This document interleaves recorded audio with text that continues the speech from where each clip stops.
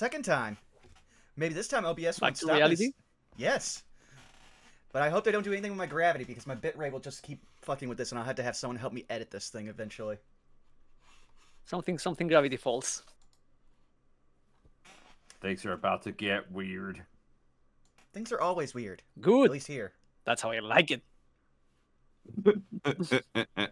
Curse you, Bill Cipher! Watch my frick, you bitch! Oh lord. Just because we did like one like stream together the other day, Alpha, now my entire like side of my Twitch is like, here, collab with all these people. One of them's fucking Connor. Yeah. Which I guess we shared that many people in comment and followers. They're like, yeah, algorithmically, you probably should do this.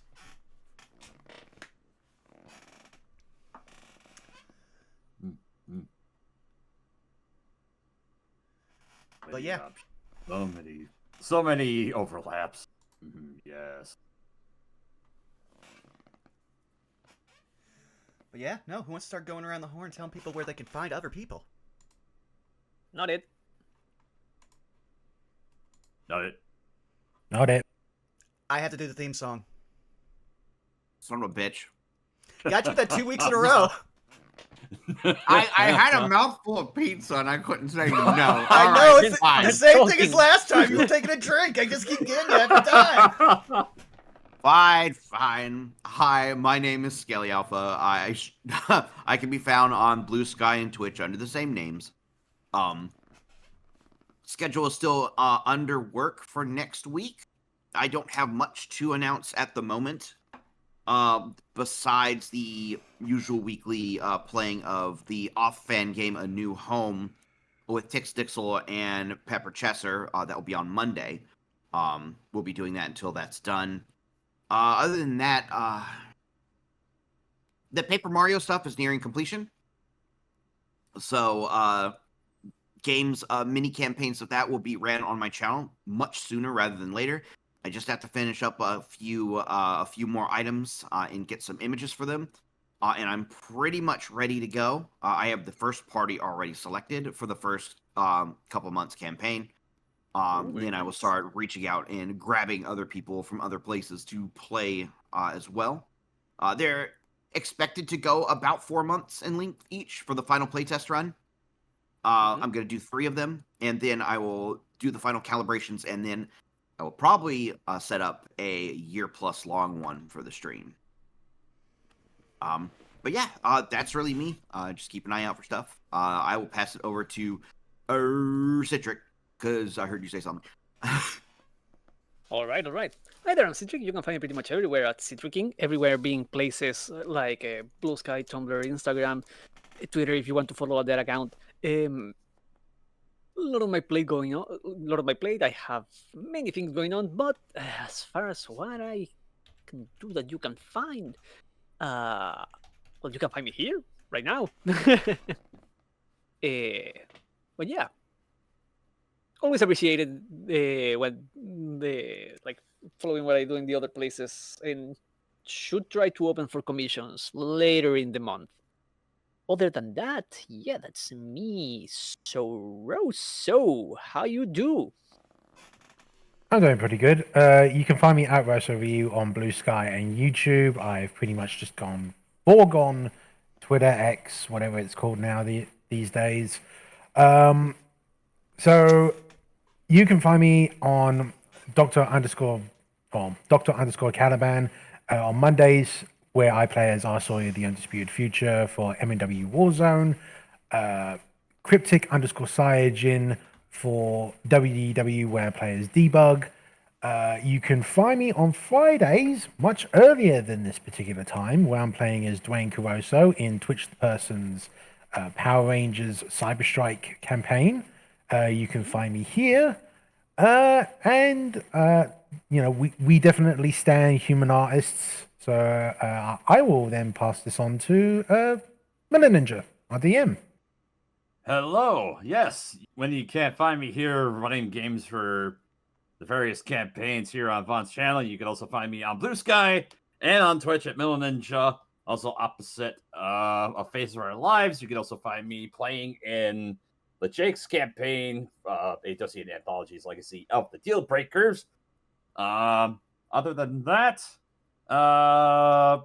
personal schedule is getting into planting season here on the agricultural side, so schedule might be a little more wonky than usual. So just bear with me on that.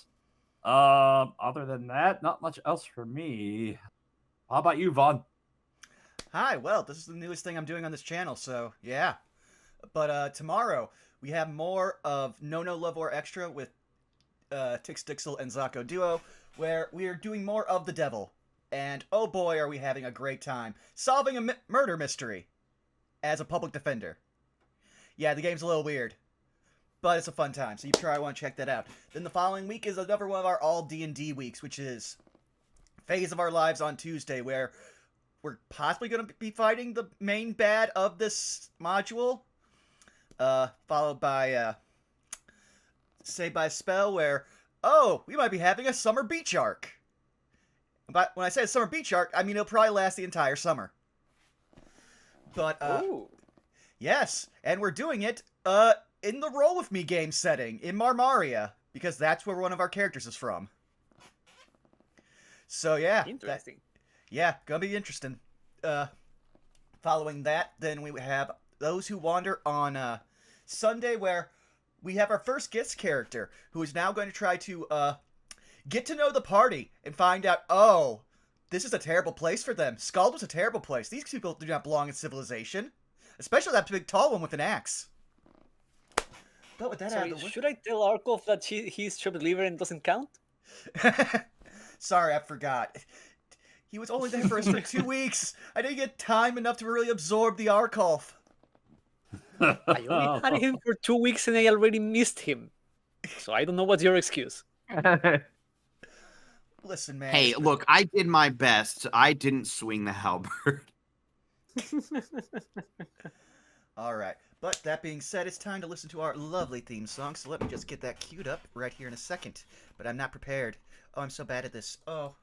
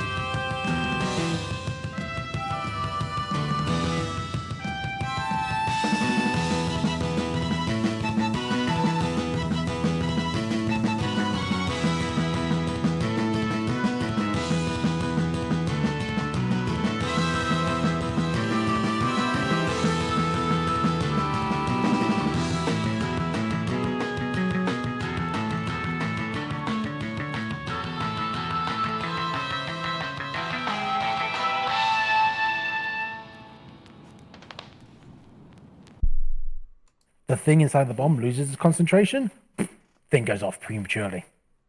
That's a something to come back to. Yeah. I mean, listen, it happens to the best of us. A premature detonation is like something normal. Everyone has dealt with it. Bill, you want to take us away? Indeed. Wow. Okay. Well, everybody, howdy and welcome to tonight's episode of Auroboros, the Outlaw's Gambit. When last we left our ragtag group of adventurers, Bandry, Hero, Ava, and Zero, the group had met within the Drow's Glare Casino under duress of a large centaur courier. After having dispatched him and picking up some of his various wares, the party sought to slink away while the guards and other constabulary attempted to investigate the scene. Slinking away to a nearby inn, the Toad in the Hole, proprieted by a very old dwarf named Torbeck Ironfist, They sought to lay low at least for a little bit while trying to get their bearings straight and to figure out just what the heck they wanted to do next. In ponderance of this here question, they then sought the counsel of various drinks in the tavern, as well as a nearby Salamar, who, under great inebriation, sought himself to eventually wander his way home. But the party, sympathetic for the poor little fella, decided to help escort him home.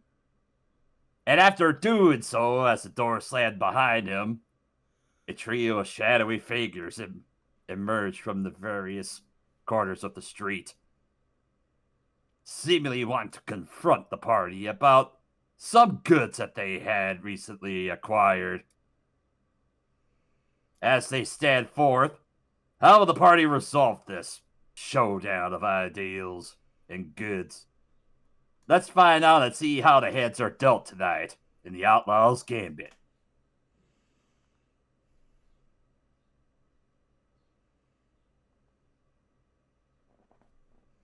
So, where lastly we left off, the question was posed as Vandry, in a flash, decided to flash a very particular symbol at the trio that was going to accost them, as it were.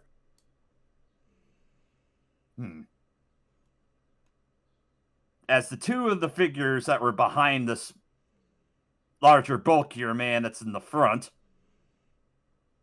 he kind of takes a good look at you, Vandry, and then he looks back at his partners, as it were. This certainly complicates things a little bit. You, of all people, should know that you shouldn't necessarily meddle in these affairs. Is that right? They appear to be addressing you. Yeah. Vandry. Is the lead person looking into my eyes at the moment? Oh, yes, he is. Goody! Wisdom save! Okay.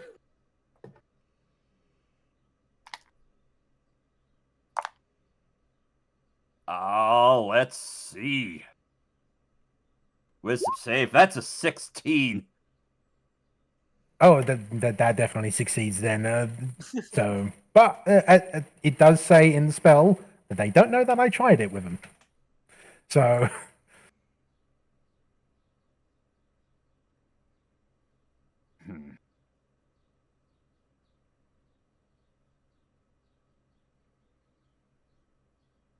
That's yeah. I was going to say, so kind of like, what is their sort of composition? Like, how are they dressed? Well, two of the figures are, dressed in black wrappings, darker leather armors. An individual in the front is also wearing a black cloak, but his is his build is a lot more muscular. And you see that his waist is a rather imposing club.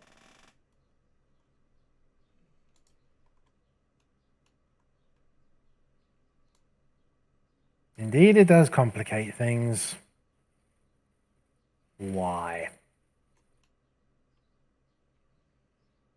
We've been following that centaur for at least 3 days in an attempt to try to reconvene with him, and in turn, it seems that you had other plans with him.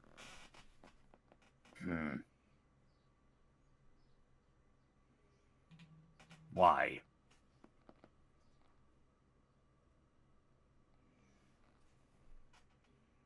Answering a higher power?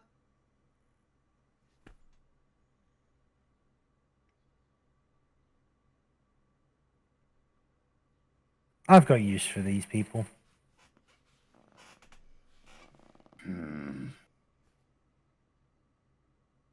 Plus, also, if you're who I think you are, you scratch my back, I scratch yours, I scratch their back, they scratch ours. You know how it goes. Zero elbows Ava a little bit. How many bags is that? Uh,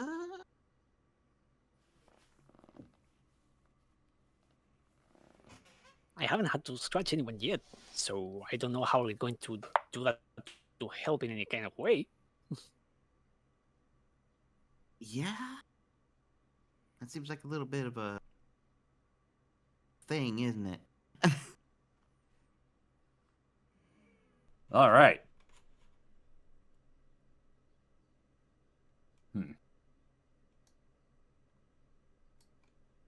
As the cloak figure just looks at you a little bit. Now, there's a very simple back that we could scratch in this one, friend. As they begin to lower their where the cape is draped and revealing from underneath their clothes a similar pendant, in fact, to yours. Look, even us enforcers know when we gotta get the job done, so last time I'll ask you. Give me the package from the Centaur, and we'll just pretend this little exchange never happened. And if you Pardon my don't, ignorance, but you said you were following this center. Was this like a formal agreement, or were you intending to rob him?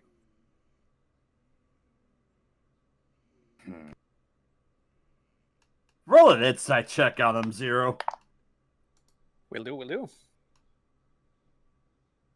Insight check. Hiya. Amazing. That's a 4.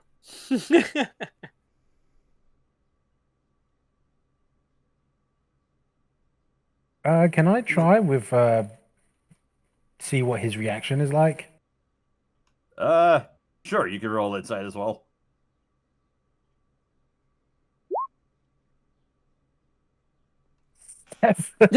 Wow. 7. Wow. Well, Ooh. Nice. well, that's certainly hold on a sec. Let me We are just- great at reading people. And I'm proficient with insight. I'm supposed to be good at this. I Well- am not at all. Good news is, Vantry, you beat his 6 for an insight. And he looks at Zero and he says, well, he had a package for us and he owed us that package. Based on that language, Vandry, you get the idea that it sounds like it was something that the Centaur probably was supposed to give up, but he didn't. Given the nature of... Oh, well, that he's changes the things. Well, enforcer. right. If that is the case, then that changes things. Vandry's body posture instantly changes. Oh, well. How about this? A little bit of compromise. We'll give you the package if we come along to deliver it. And say that we helped you out. Hero's just going to lean towards Vandry. Vandry, there's no way I can get that back.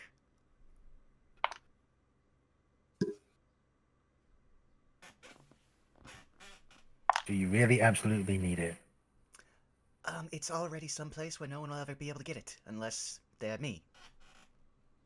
And that's physically go get it. Several hundred miles away. They are not talking about the thing we took. They are talking about what's the center had in them. The chalice. Oh, that. I don't give a fuck. Yep. And it just tosses them the chalice.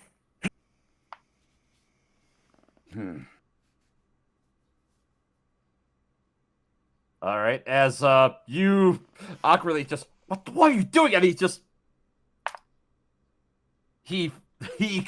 fumbles for a moment, but manages to catch as you just toss the chalice and the wrapping paper towards him. Hey, Think fast, Chuckle Nuts.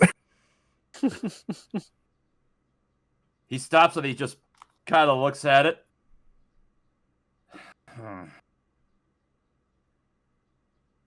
got a bit of blood on it apparently, but that's not from us.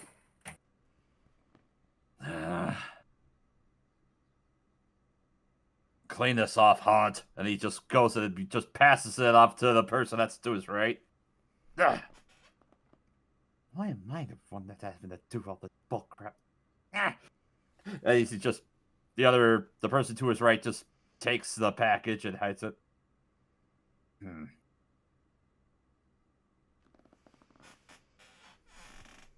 So That was all that was in it. Remind me, was there anything else that was in there? Forgery. Yes, there was also that forgery kit. The only other thing that I found was like a forgery kit. That was about it.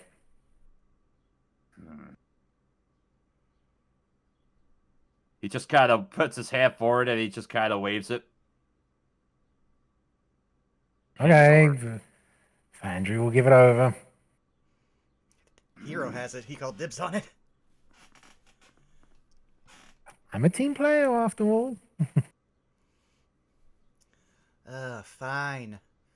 Should be lucky that it hasn't been an hour yet. And then he just walks over and hands the forgery kit that he was very happy to get because he could have used that to, like, more easily steal things. We can get another one another time.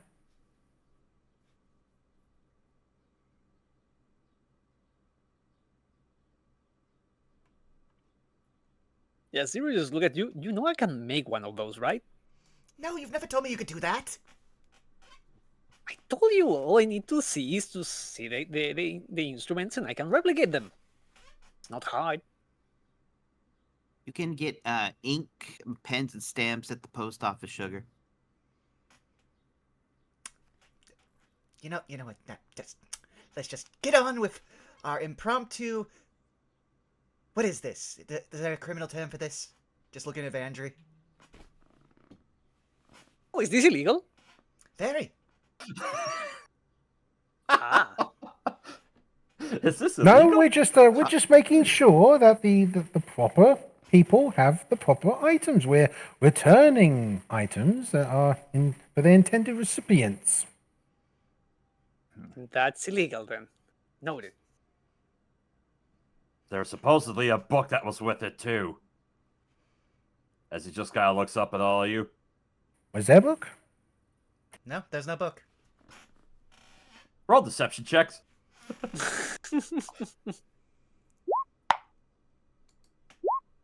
23 by and then 19. there's that 24 nat on the other side.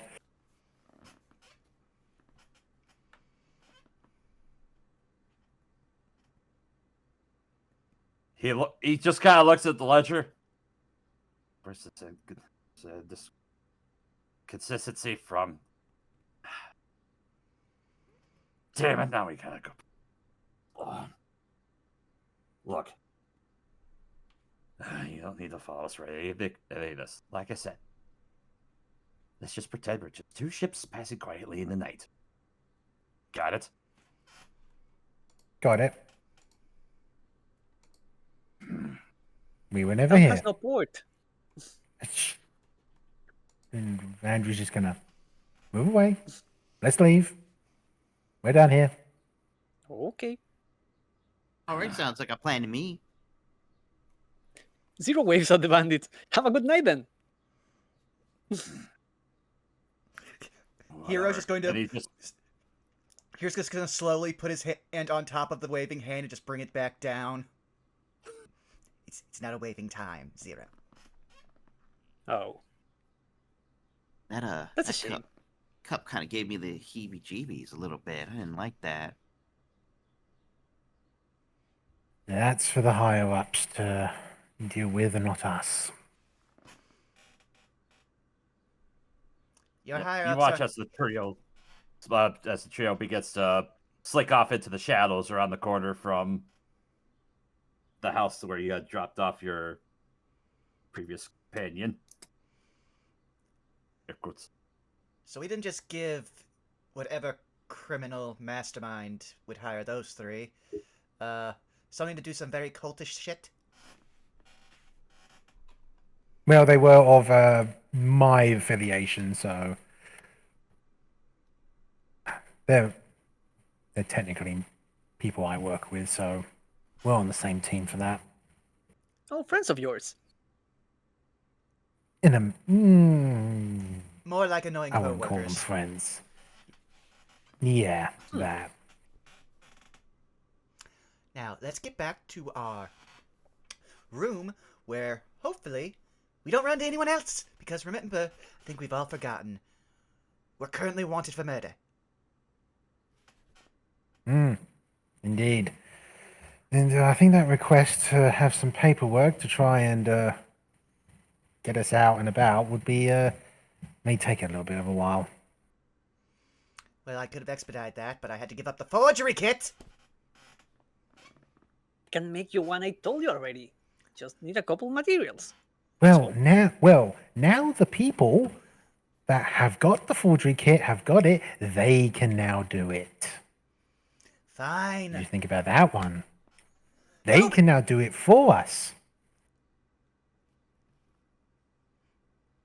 Whatever. Let's go. Let's go. Go. He just, at this point now, gets behind Zero, starts pushing him back towards the bar. Okay, you don't have to push me. I can walk on my own. Well, no one was doing any walking, so I had to initiate it. Here, I can help you, and she'll get behind Hero and push him. Oh, wow, you're surprisingly strong. I do It's have a to lot remind you easier guys. to- I do have to remind you guys that. Yeah, go ahead. I'm sorry, Sid. I was just the two of you as you go to push Zero, you find out. Oh yeah, it's so much easier to push him when he's hiding this massive armor.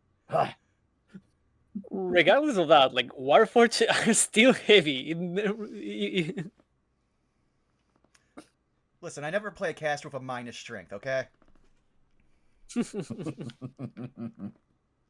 All right, as you begin to slick your way back towards the toe of the hole, being a little dark as it is, you see a new group of patrons has kind of slicked into the bar, and you see old Torbeck is still just eyeing up glasses. He kind of looks up and he nods at you as you make your way in. Mm-hmm. Don't make eye contact. Don't make eye contact with the new people. Go back to the room. Go back to the room. Fine, fine. Now, so we'll make our way back. All right. You make your way, you slither through the hallways back to room 105, and you manage to shut the door soundly behind you.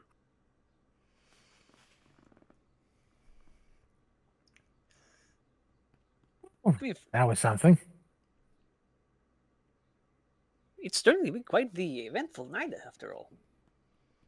It's been an I'll eventful say. day. There's been all kind of surprises.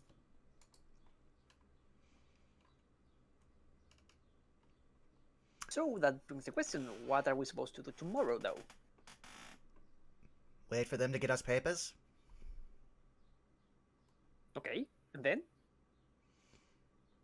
Well, Let's see if they've got any work for us. And we should have the proper paperwork for that as well. Yeah, and it'll probably be papers that will kind of, well, not necessarily clear us, but, will make a few people not look our way necessarily. And Vandry's going to be looking at a hero, especially for you.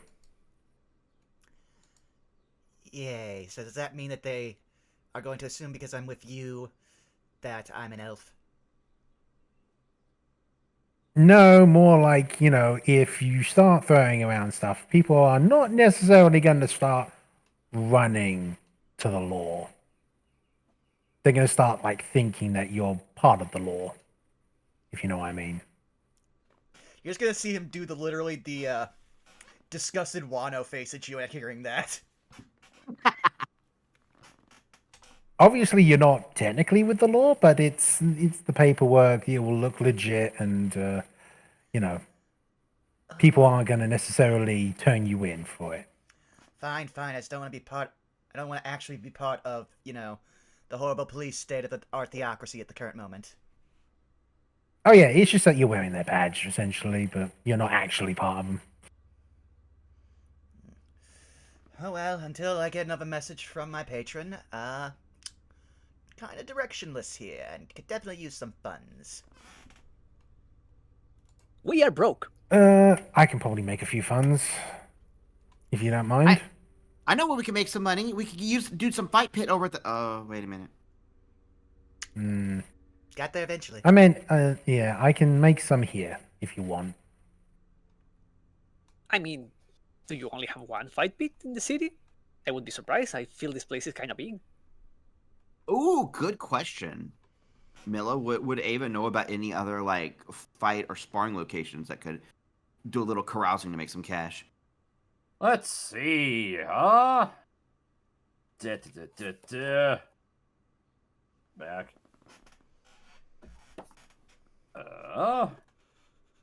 Yeah, go ahead and make a history check for me. You got it. History. Despite the intelligence, I do have that proficient. Nice. A 7. Man, these low rolls.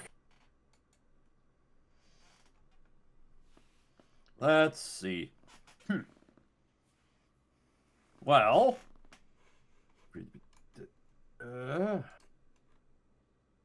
yeah, 4. Down by the front bay, there's you've kind of given your penchant for walking around. You have heard of one place that is more of it's another bar that's slightly less reputable than the Toad in the Hole, and it's called The Last Rivet. You've heard that there's been a few fights that pop off from there from time to time.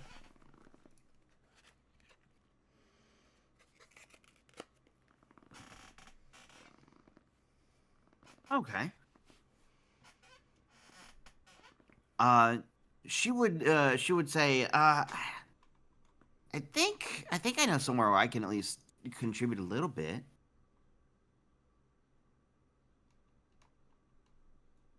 And she would describe the location as like best as she could with that low of a roll.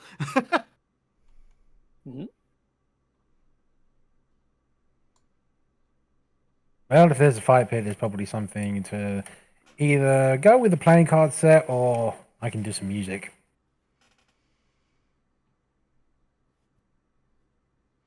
It does seem like we have a lot of options in this town. That is good. I thought we would be running again. Also, we're not broke. As of the death of that centaur, we have 30 gold.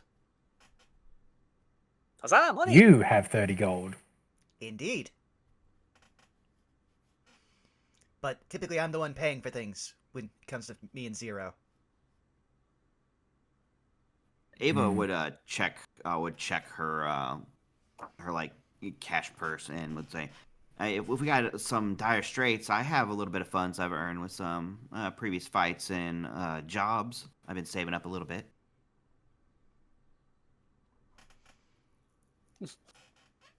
I have been forbidden to spend my own cash so far. Looks at Hero, but I do still have some. Yeah. I do still have an amount on me. I've got some, but I'm more for gaining it rather than losing it.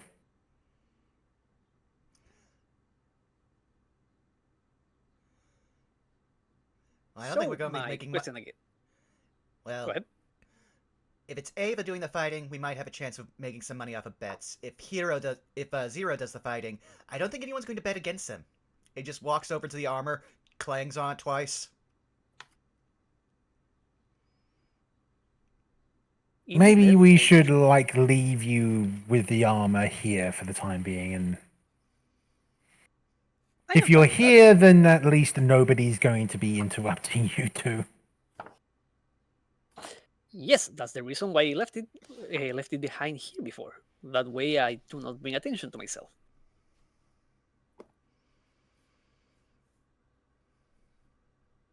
I am not entirely comfortable leaving it alone for too long, but it should be fine. In all honesty, I'd rather have him in it than out of it. If only for Most only for people moments do like that. pilot it. That is true. Ava, what do you think? Should me and you go head for that other fight pit and let these two stay here at the Tolan Hole?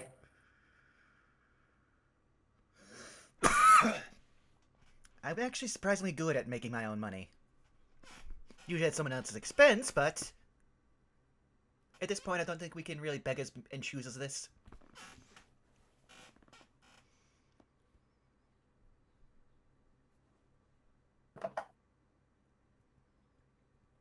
Right. Although, Uh, the first thing I'd propose for everybody to do is we should probably get a good night's rest. It is pretty late. The two elves How slow turn it. yeah. How late is it, Yeah. DM? it's probably close to 11 o'clock at this point. Zero looks at the hero. Oh no, they do the sleeping thing too. I'm so... It was refreshing the first few times I had to deal with it, but now it's just tiring. I just realized that like I'm in an entire party with people that do like a trance or something similar. You're the Yep. other one that sleeps like normal. Look at the normie with his normal sleep cycle. Yeah, you just end up always sticking out in groups with me and Citra, because in the other game you were blind in a group of people with good eyes.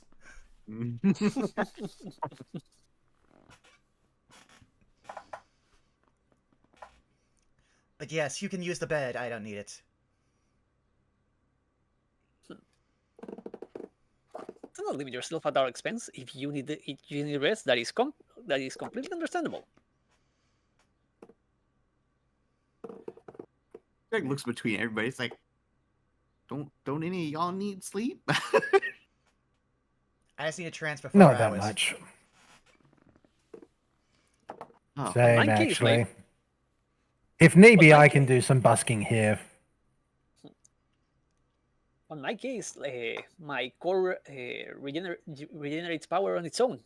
All I need to do is just being on a low activity mode, and I will regain everything I've spent through the day. It's rather convenient. Huh. Well, all right.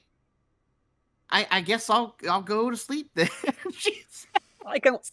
I can watch over you if that makes you feel safer. I just imagine like Zero in the armor just standing over the bed, just looking No, down. not even the armor, just out of armor, just looming over your bed, looking at you. Continue sleeping. Everything is fine. It's literally like Picard and Data on TNG. But yeah, in that case, she'll get ready to like just kind of like basically pass out because it's been a wild day. All right. Yep. For the sake of brevity, as Ava, you begin to fall asleep, and you just see your companions just either through their sentries or their trances begin to just kind of keep it civil. Basically, you manage to fall asleep. If I may do one thing through the night as like low intensity activity, right tool for the job. I want to manufacture if I have what I need between like different pieces of trinkets and other I carry around a forgery kit for a hero. Okay. Yeah, easy enough. Right tool for the job. You managed to tinker with your bits and your baubles, and yeah, you do actually come up with a forgery kit, complete with a wax sealing kit, a mechanical pen, as well as all the other necessary reagents for said forgery kit. Mm-hmm. Awesome. And then in the Since Yeah. was gonna say, like, once that's done, Hero will spend the night working with his forgery kit, because well, actually no, he can't do this until after he rests. So he'll get up early in the morning to start doing this. So he'll actually trance when Ava goes down. When Ava goes down, Vandry's going to leave and like do busking for like 4 hours and then come back and do their rest. Shall I roll performance? Yeah, sure. Go ahead, roll performance.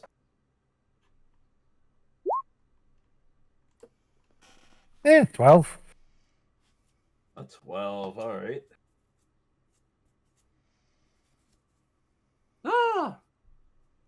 A decently modest performance as you busk in the toe in the hole. A couple of humans that were up in one corner, they slide you a couple of gold coins. 2 gold pieces. I'm up to 81. Meanwhile, I'll Yeah, say, then Oh. Yeah, I was going to say after that would come back and then do their trance. and since Hero will be waking up 4 hours before everyone else, he will spend that 4 hours with the forgery kit, making promissory notes for different denominations of gold. That go back to, I believe it's the Arcanum. I forget what the magical institution's called. Ah, yes, again. Yeah, here.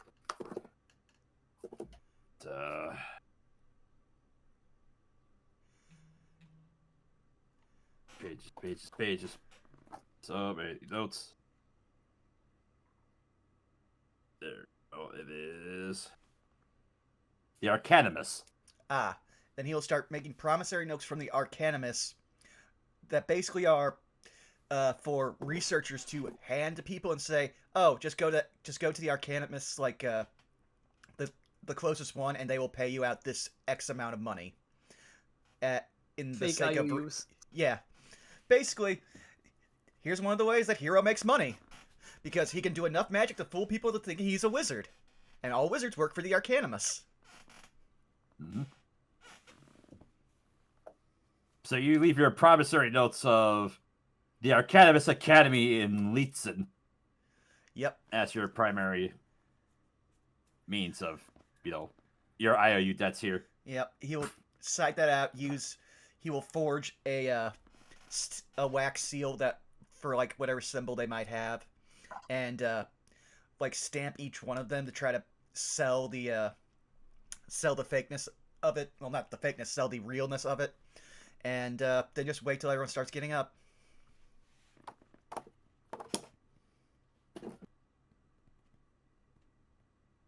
All right. And as morning breaks, you guys have successfully completed your long rest. Ah, That was a good sleep. The head was a little stiff, but otherwise that was good.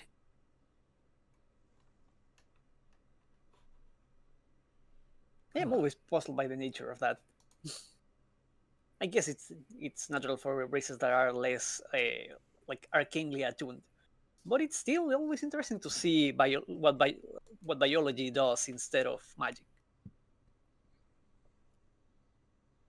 Yeah, the way you talked about the core thingy, that feels kind of like what the heart rate does. It slows down when you sleep.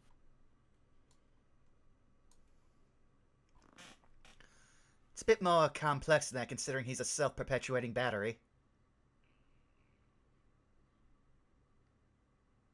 What? Nothing.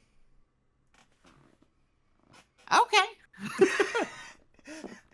Hero's quickly learning Ava's like reading level and is realizing what he should expect when he says certain things.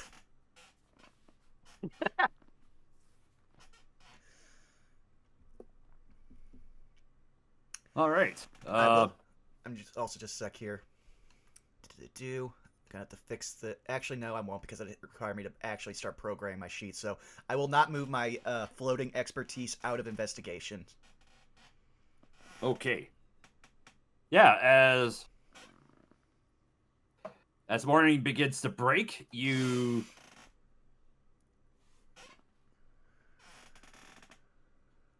just wake. You begin to make your way up.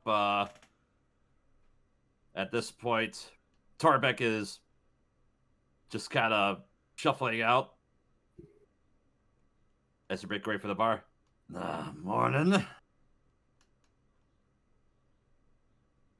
Morning, Torbeck. All right. Well, here you go. As he just kind of looks at all of you. And he kind of points at you awkwardly for a second. It's like 1, 2, 3. All right, 3. He kind of saunters his way back, and you hear a little bit of commotion coming from the back of the bar, and eventually you just kind of see him awkwardly pushing a small little cart as it just squeakily wheels behind the bar, and he just kind of stops.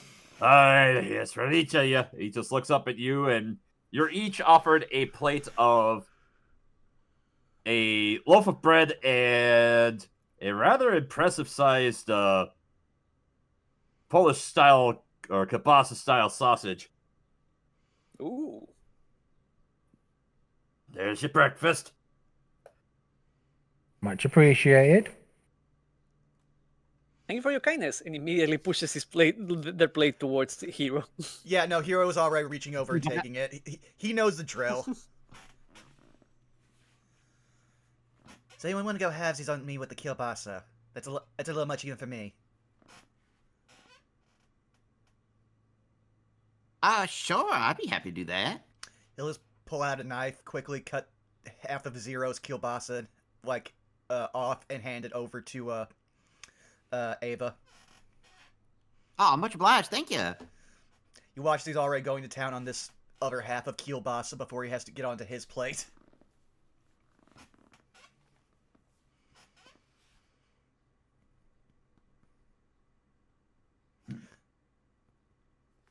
There's also a note supposedly for you. As Torbeck just kind of looks at all of you. Apparently someone else had left a note for you. Vandry just holds out a hand. You see, it's a rather plainly sealed letter. Not really with any sort of wax seal on it, but it's folded in a way that it's, designed to be, one use. Just open it. Mm-hmm. All right. As you look open, you see in a handwritten letter. Well, after some consultation, here's the part where I scratch your back. Apparently, there's somebody out in Baker that needs to be dealt with. Normally, we'd handle it ourselves, but it seems that we've got other business that got tied up here in Sargrad.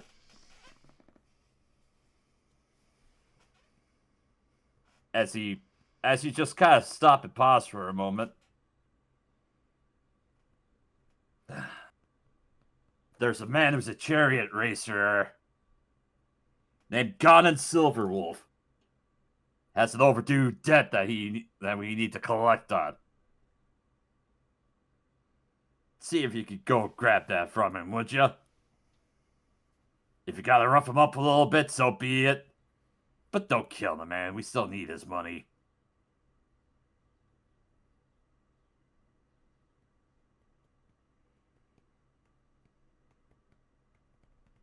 Is there anything else to the letter, or? Yeah, it tells you that he is that God and Silver Wolf is in Baker. Which is an entirely different city. And it does give you he does give you a brief description of 40-year-old, 5'8", 200 pounds,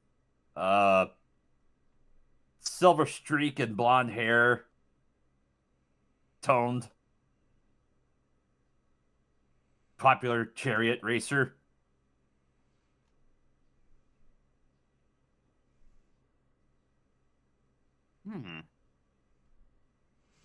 So did you read any of this out to the rest of us? Well, looks like we've certainly got a job, and it's certainly going to get us out of this town. It's going to be sending us to Baker. Ooh, I already love it. What are we doing? Chariot racer. We're not going to kill him, but apparently he owes a debt. Ah, extortion.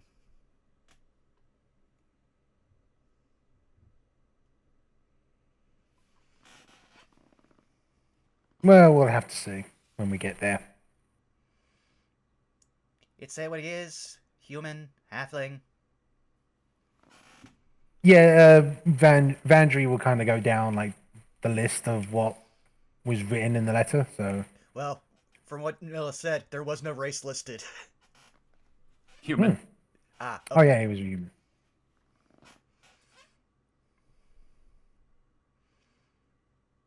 Alright, well, I'll go prep my bags once I finish this. As you see, he's already through Zero's plate and is onto his plate.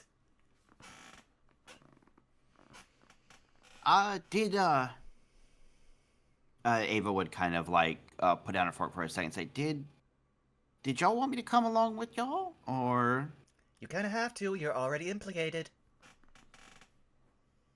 I would very much appreciate your company. okay. I wasn't sure like I didn't want to assume this was like a pay ticket in the sense it was kind of a job. It sounds like that was more central to y'all kind of deal. So I just want to make sure it was all right, that sort of thing. Yes, when I said I have a use for these people, that included you, as in like you're helping me out. Okay. I Did you just have any wanted to other make sure. plans? Me? No. None at all. Also, I can't write a Then thesis the about merrier. what... I also can't write a thesis on whatever you are if you're not here. Oh, that's right. Yeah, you want to write that paper thing. Yes, among many other things, but yes. Okay. Also, Zero I- leans I towards just- you. Zero leans Plus towards also- you. plus- He gets distracted about that a lot. Don't worry. Plus, also, how do you feel about chariots? Who, me? I Hmm. I think they're pretty interesting. What don't y'all think? I'm don't indifferent think I to have seen any sporting events with them so far. I'm indifferent to sports in general, but needs as must.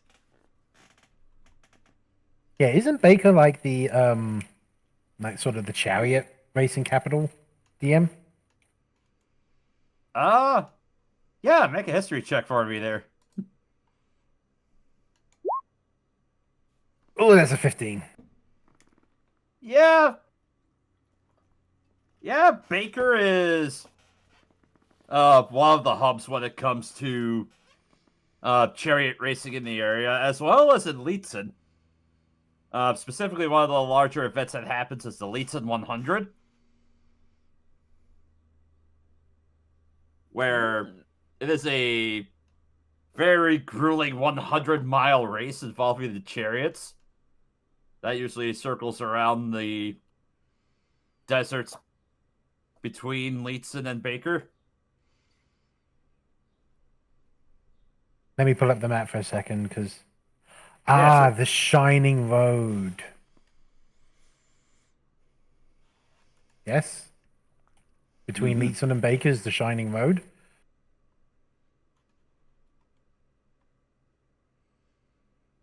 Yep, indeed it is.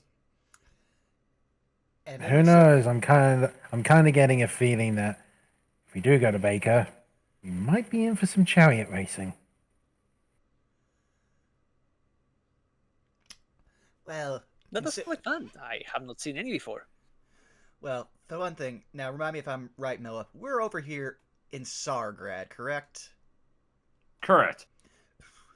How about we get through Talus, Leetzen, and the entirety of the Shining Road before we think about chariot racing? Because that'll be a very, very, very long trek.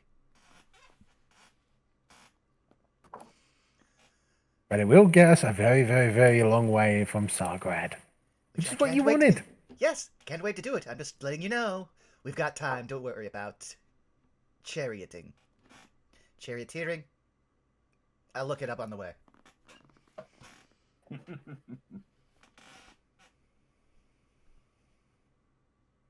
All right. Yeah, Vandry will pretty much more or less like get all her stuff together. She kind of carries a lot of it like on her person anyway, so she's pretty much like ready to go at a moment's notice. I want to believe that Zero's armor has like a trunk just for all of their shit.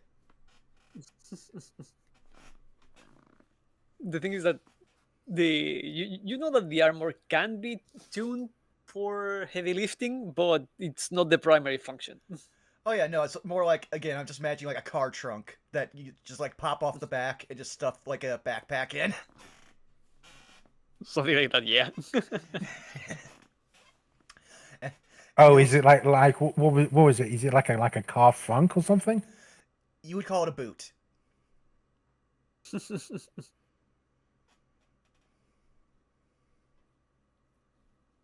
No, what I was kind of thinking is more like it's like the trunk, but it's at the front of the car instead of at the back. No, it's at the back because it'd be on the back of him because I'm pretty sure Zero gets in through the front. Yep. Fair enough. But but you'll just watch he reaches over, taps on the back of Zero's armor. We're already packed and ready. It's rare that we actually unpack anywhere.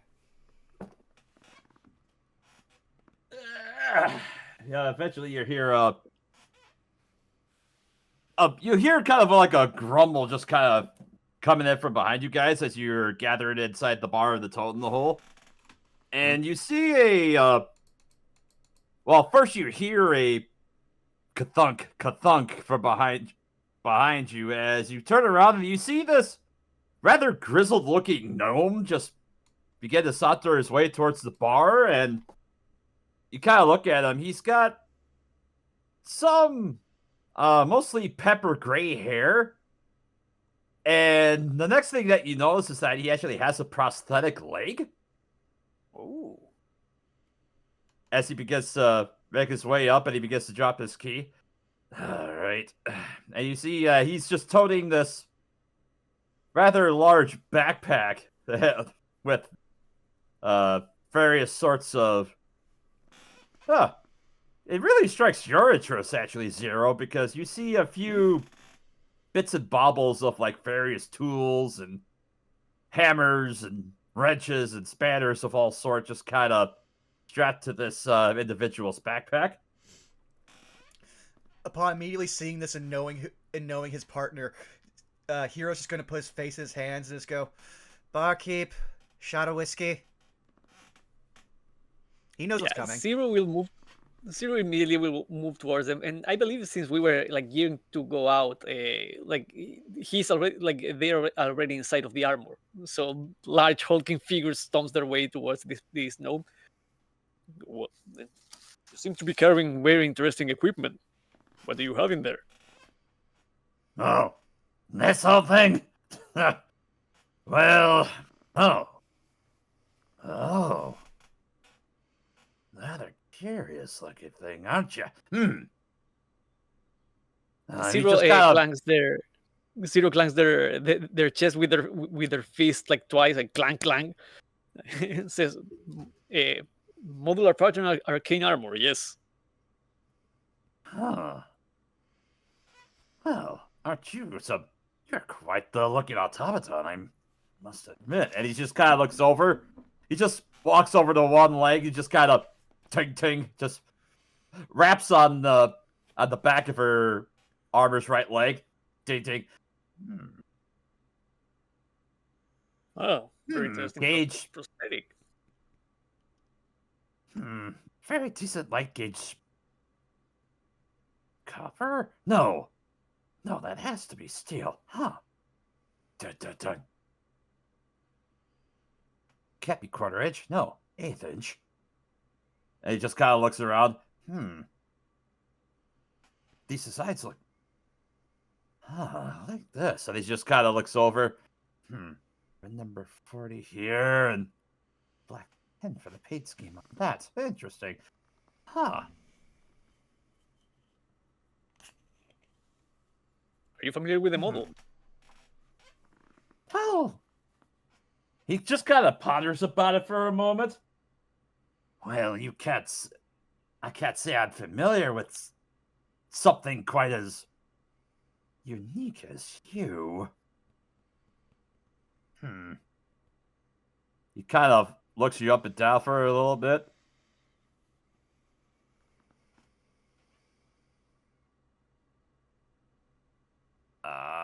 Let's see. One moment as I'm having to look things up for a little bit.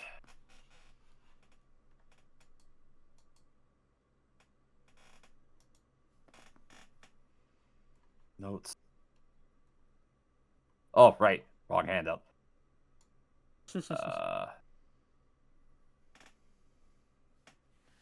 There we are. Wrong tab. Wrong tab, wrong.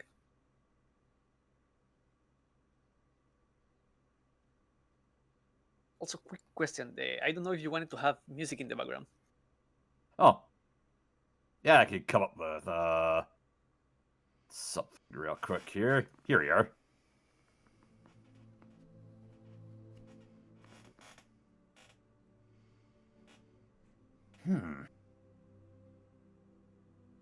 You don't look like one of Stavrov's robots. Interesting.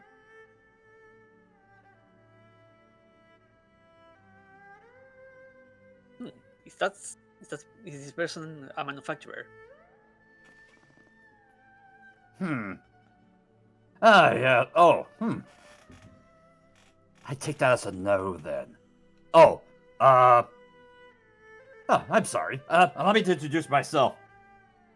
Erwin Ironwrench. As he just kind of looks up at you. I am Zero.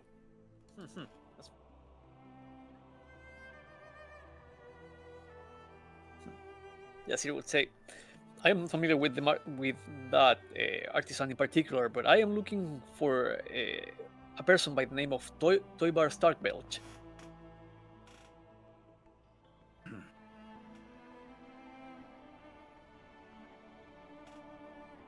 Does that name ring any bells? I am having to roll for him real quick. There it is. I was like, where's my dice tray? There it is. Starkbelch. Can't put my finger on it. I'm sorry. It's alright, the name seems to be rather elusive. Not many people have heard about them.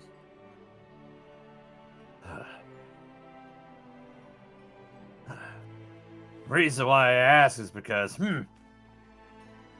there's another one,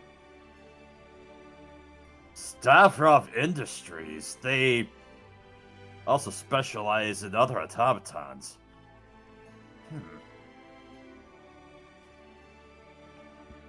The visor on your helmet. That's what's really the most striking part about it. The visor? Yeah, he kind of points and you can see that he's pointing right at your eyes.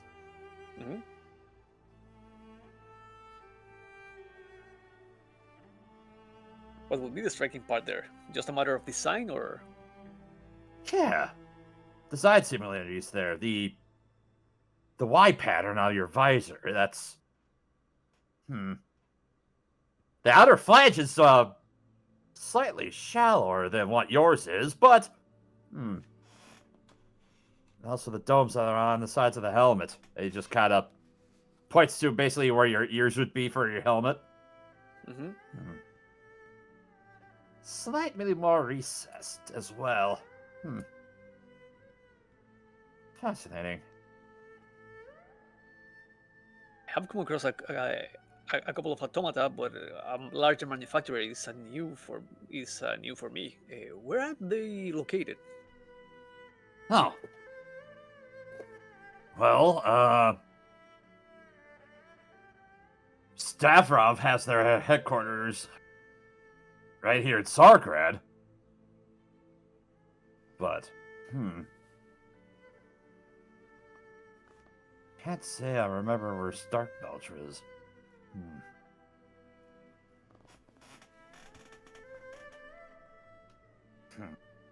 But, anyway, more about myself. Well, I'm more of a craftsman myself nowadays, but given my line of work, I'm basically resolved myself to be a chariot designer. You could say. Chariot designer. Well, yes. I just tinker away with all of my other creations there. I'm actually on business here. I was picking up some other components for some of my other work, but my shop's actually back in Baker. I see. What a coincidence. We're about to start heading to Baker. Oh. Really? He just kind of gives you all a judgy glare as he just kind of sits and looks up for each of you.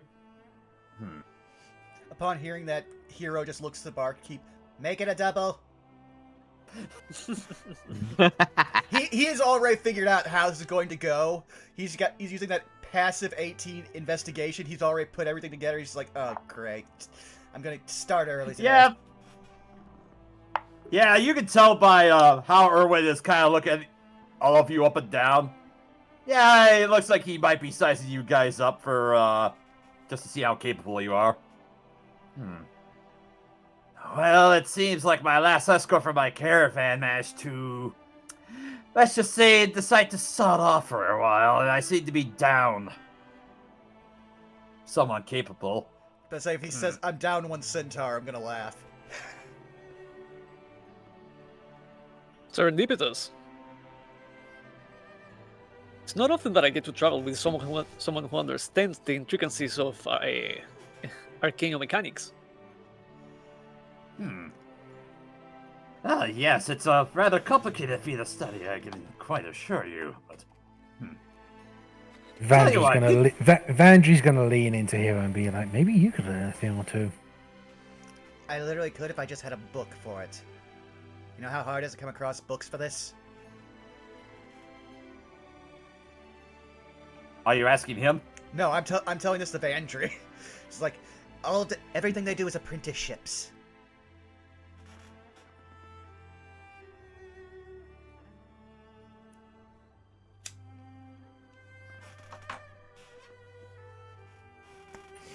Knowledge is knowledge. Yes, and I've already... Why do you think I'm writing a thesis on Zero? Because no one's going to preserve knowledge on how he was built and how he runs.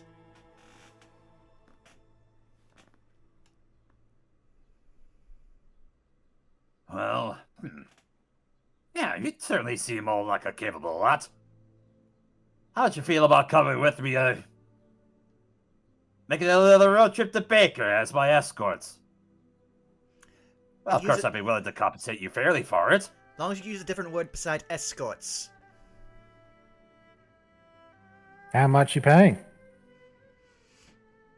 Well, let's just see here. As I'm just having to look something up above board real quick. Hero just turns to Vandry. Worst thing you could say after I said we take exception to being called escorts.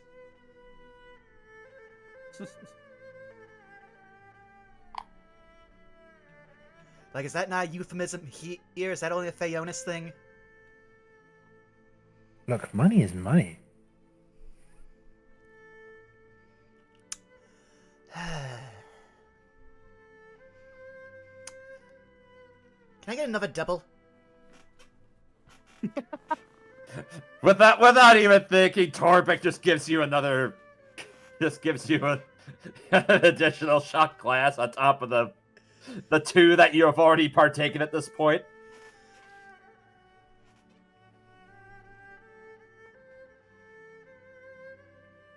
Well, if I'm able to pay you at least... 3 silver each a day, it'll probably take us approximately 10 days in order to get us towards Baker.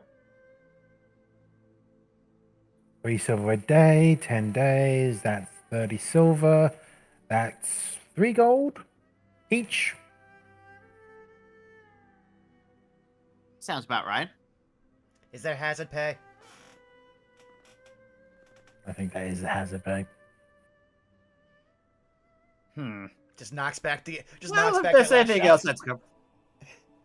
Well, then we'll be open to negotiating, of course.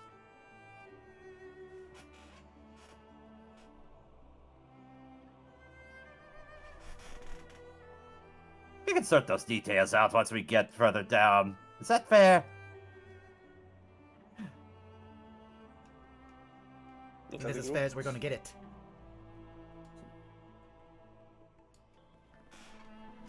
Sounds group. fair to me.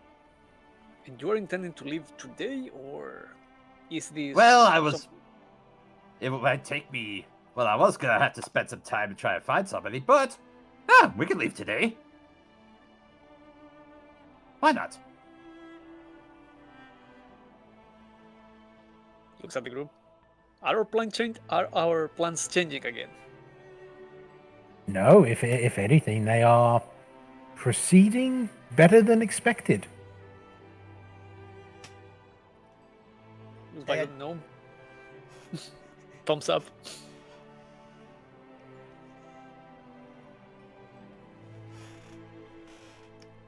I'm perfectly fine with Alright. these terms. Alright, well, if you want to follow me, we just need to go to... the stable, which is closer to the meat markets. The only good place to stable any sort of beast of burden around these parts. Can't make me wander over here. You really need to get stables around here. Hey, it's not my business. I don't typically deal with that clientele. As Torbeck just kind of looks down at Erwin. I'm not gonna take some wee shite from you for that.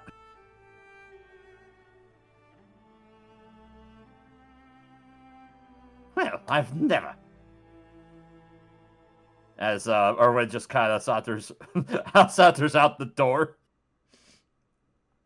As he does, Hero's gonna preemptively just look at Zero. Remember what I told you about dwarves? Same applies to gnomes. I'm starting to believe that you have a lot of. I'm starting to believe you do profile a lot of people.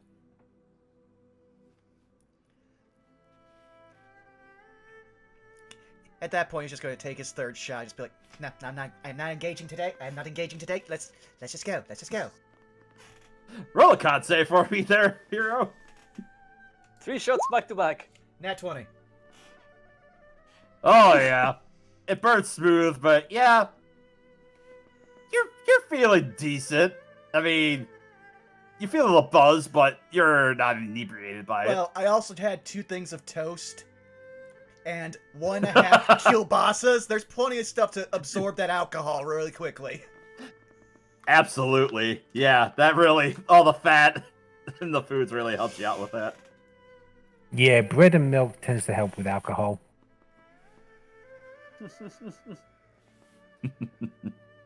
All right. All right, as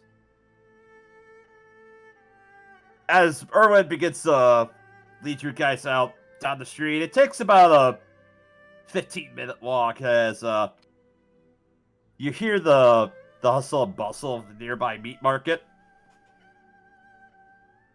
It has various you see various groups of livestock are being led either in cages with poultry and smaller bits like pork and goats and sheep to the occasional cow as it's kind of being led around.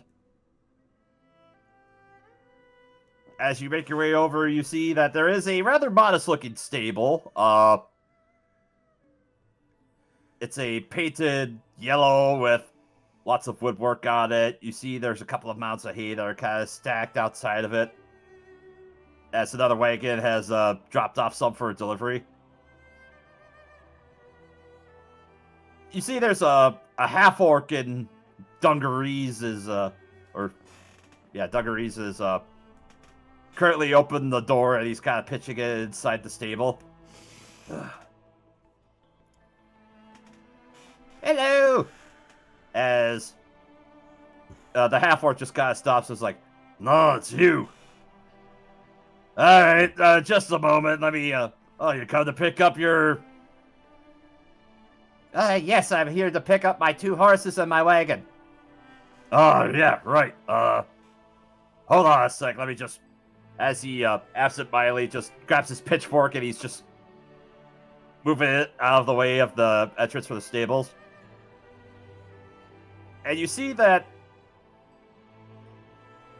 sitting inside is a rather faded blue wagon with massive steel wheels on it, as well as nearby are a pair of rather large horses, as they're currently stabled up next to it. All right, Patches. All right, Houlihan. Let's go. Patches and Houlihan.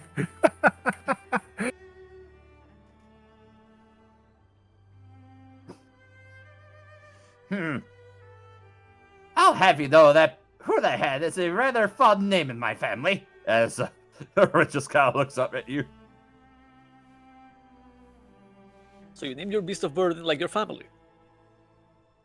Yes, because they're basically better than some of them. As he just kind of looks up, isn't that right, Patches? And he just gently pats at the leg. And the horse just kind of looks down and snorts a little bit, but does lower his head. Yeah, there's a good girl, Patches. And it just goes and scritches under her chin.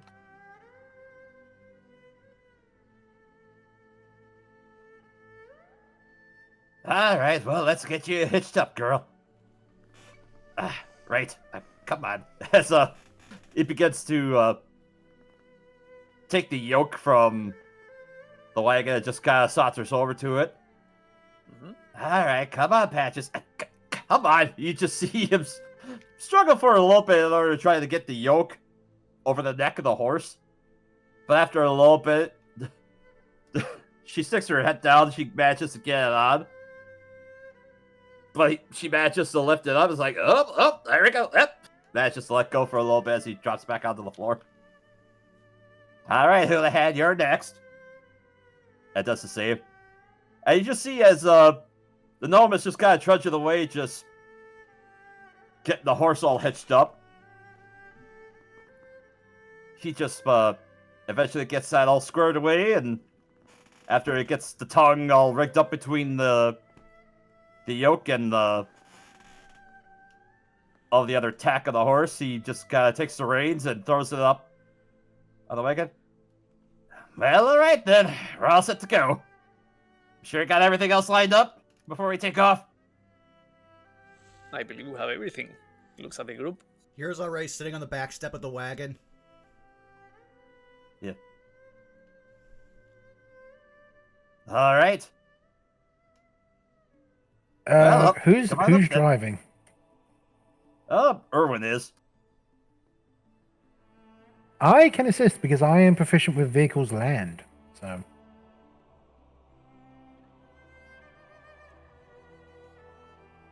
Question though, would Zero need to go like walk by the cart or? Because I find it hard to believe that they are going to fit inside. Well, Yeah, also this wagon is about 10 feet long, and even with the Clydesdales, as you just kind of look over it, I'm awfully sorry. It does look like you're too big for it. It's fine. It's perfectly fine. I will walk my way beside the cart.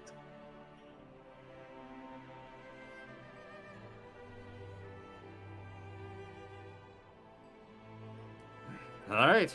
Well, All right. Help! And he just cracks their reins a little bit, and Patches and Houlihan begin to make their way out. And with a hearty clop, the horses smash to make their way around as the party begins to saunter their way down the streets of Scarbrand. As we walk, though, do we get any? Do we see any sign of people like looking for us? Since I do not know if that got taken care of.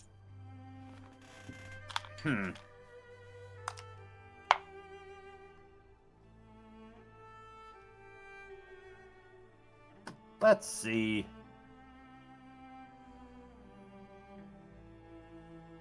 That's a good question. Roll perception checks for anybody that is curious. I'll just take my passive at 19. All right.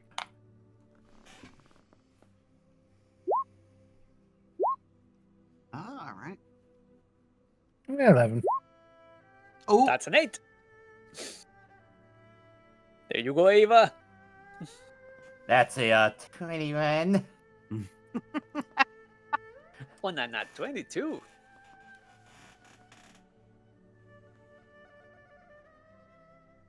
As let's see. Yes, Ava, you begin to scan your way around as well as Hero. You're looking around at the streets, and yeah, this time of day it's starting to get pretty bustling, especially around in the meat market. You know, as people are bringing their chickens and ducks and all other forms of livestock in to kind of make their way towards the slaughterhouses nearby. You kind of look around, and Ava, you're the first to notice it, but you do see there's a public notice on the local board. As you look at it, you say, you see the words, seeking persons of interest with the in regards to murder. But as far as anything else in the board from where you're at,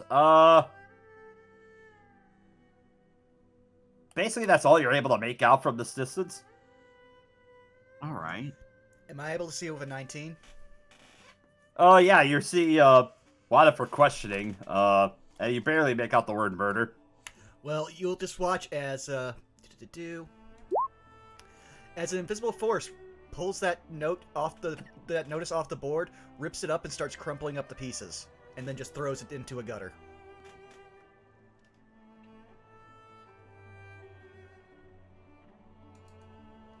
Why not? That could Okay, have been so- an interesting way to make a little bit of extra cash. We were the persons Oh, of so- interest. So for illusory script, are you able to walk up to it and Oh. touch it? Oh, random thing. Sorry, I clicked the Yeah, wrong you, one. you tried to do mage hand, right? No, unseen servant. Oh, unseen servant. Okay, Ah. They're right next to each other on my. I see. I see. So yeah, all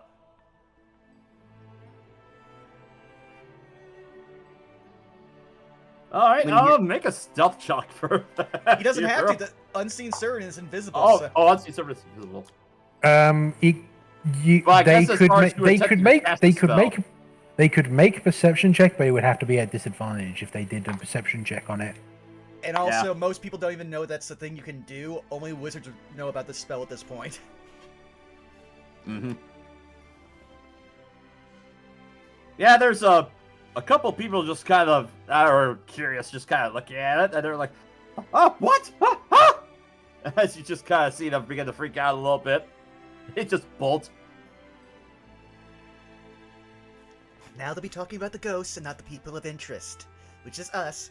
That is them saying that they have a bounty for us. He says to Ava. Okay. Yeah, that makes sense now that you pointed that out. That was probably talk about. Don't worry, if you're not as involved with the law as me and Zero usually are, you wouldn't know that person of interest is what they call people when they can't call you a suspect. We've been people of interest a lot in our travels. I've had people call me and my abilities interesting. Is that bad? No, unless it's someone from the church, because if they're saying interesting, they might be preparing to tie you to a stake and burn you. Oh, I don't want that. You and me both, sister.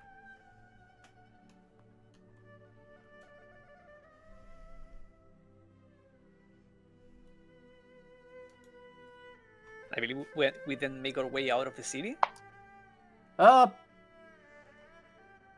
As you begin to ride into the wagon, you'll begin to see that there is a. You do see there are a couple of people that you do recognize as donning the uniform of the Solarian Church. As they begin to, they don't necessarily seem to notice you. They're just more of just giving like a general glance over everybody that's entering and exiting the city. And as they kind of look around, it seems like at least they don't necessarily notice you.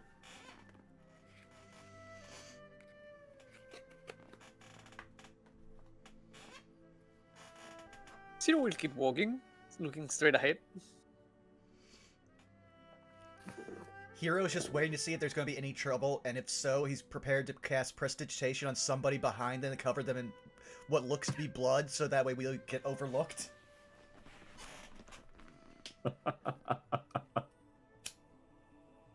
Vandry's gonna pull out like a kit, and then it's gonna be that dark skin, or what you can see of it.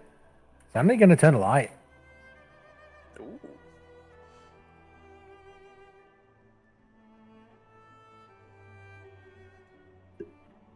Oh. How did you do that? Disguise kit. Huh. Oh, that's pretty awesome. Yeah, when you're people like me and Hero, you sometimes it's best to kind of hide who you are.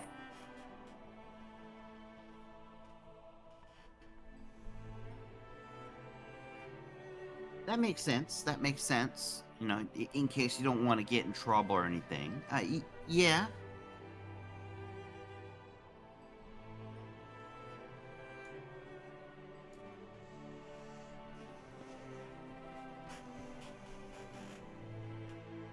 It's less about getting in trouble for me and more that my people... people think my people don't exist anymore.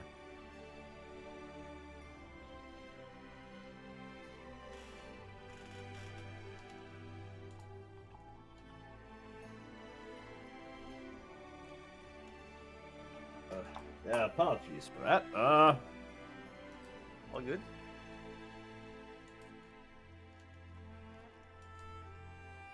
Just to catch you up, Miller, Vandry basically used a disguise kit on herself. I see. If Zero sees people like trying to cover up, they will pull the part of the large cape to cover their head, as if it would do anything. But an attempt is made. I want to believe that Hero taught him that. This is how you fit in. Is it working? Am I doing it right? You're doing it as well as can be expected. Thumbs up. Pat, pat on the arm.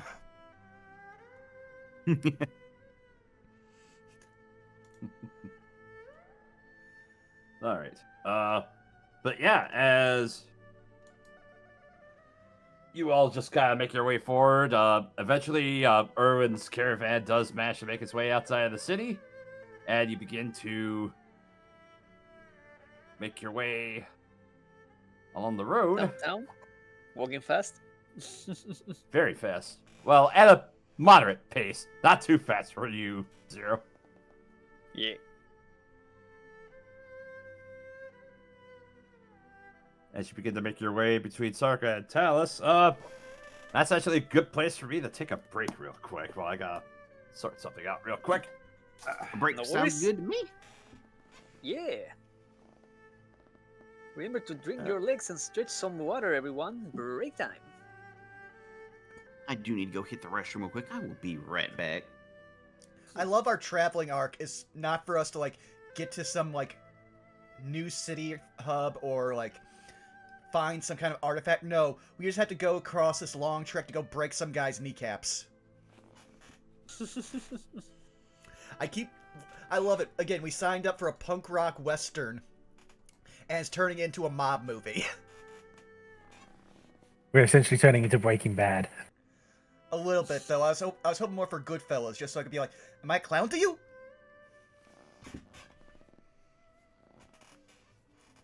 Also, Hero is very quickly in 2 sessions already evolving into much more of a criminal than a librarian. You roll, you roll how you roll. Someone somewhere at some point is going to be like, say my name. I'm the one who knocks.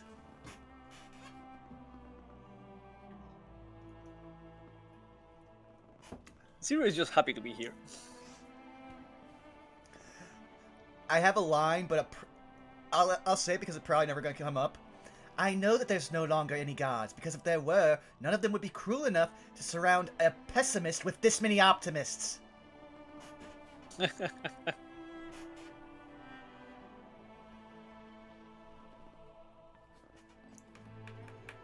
Just reminds me the fucking line from the TF2 soldier. If God wanted you to live, it wouldn't have created me. Love that one.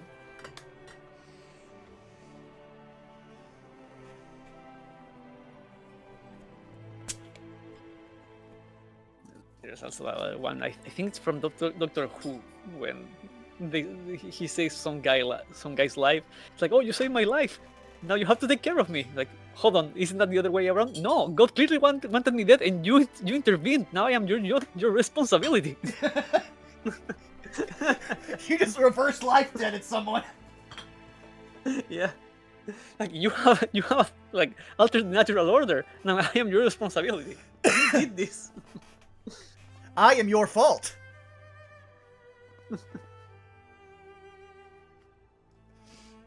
But I love that the 2 spells I've gotten the most use out of my very weird-ass spell list are Unseen Servant and Magic Missile. 2 of the most basic-ass bitch spells ever. To be fair, we've only had like one small combat so far. True, but you also need to realize I only have actively 2 damage spells, and I'm not going to be getting another one till 4th level. Well, who told you to play a warlock? The guys who charge my brand. Ah. Well, Don't tell now you know Citric what I'm to in charge of my brand. Do you even have a brand? Yeah, it's skeletons, smoking, drinking, and warlocks. Bitching.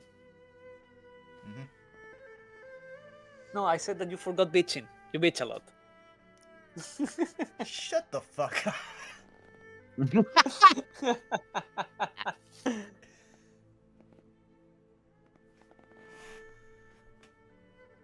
But yeah, hope chat is having a fun time today.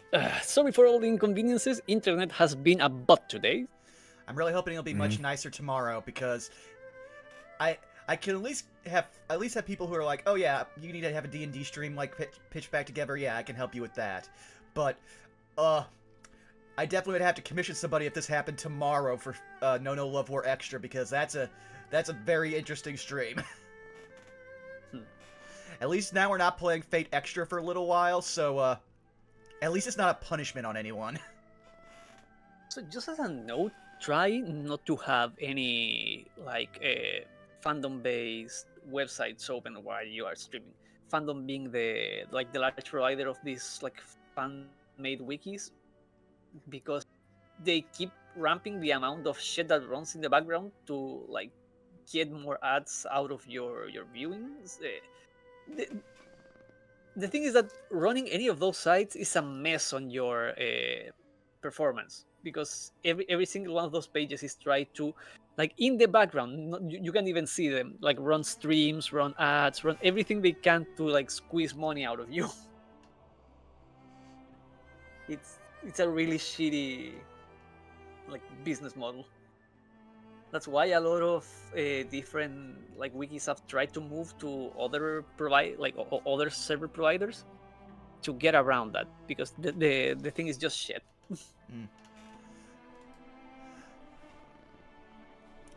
I also can't wait till I get to reveal what my third cantrip is, because I got prestidigitation through being an elf. So I've got Eldritch Blast, prestidigitation, and then a secret extra cantrip that does not fit the character, but I took it because I had to get a whole bunch of different proficiencies.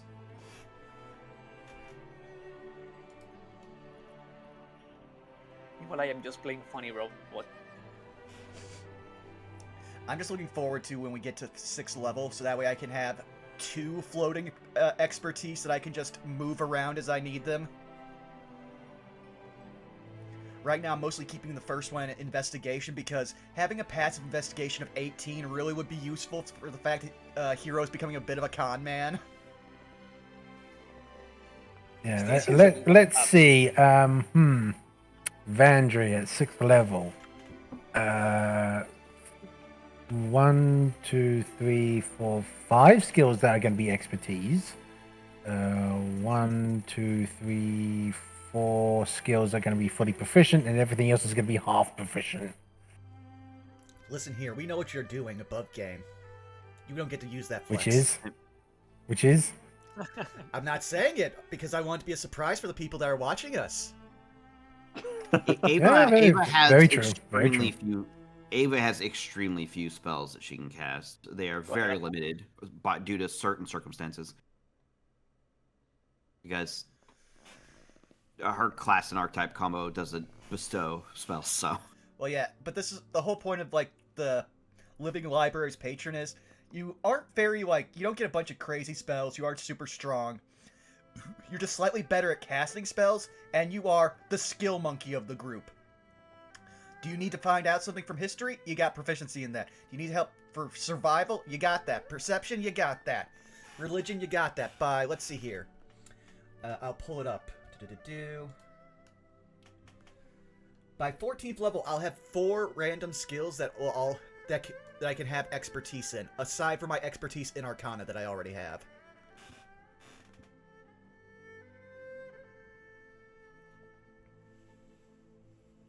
And they change every time I complete a long rest.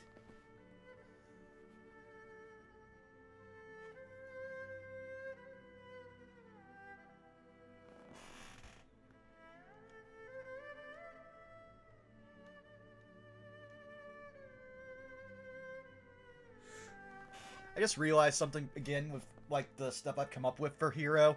I want to believe that the way he made money for him and Zero was using the promissory note trick, but instead of actually getting magic items, he just convinced someone that there's some magic in an item that they had. He would get it from them, then immediately go to the pawn shop and sell it.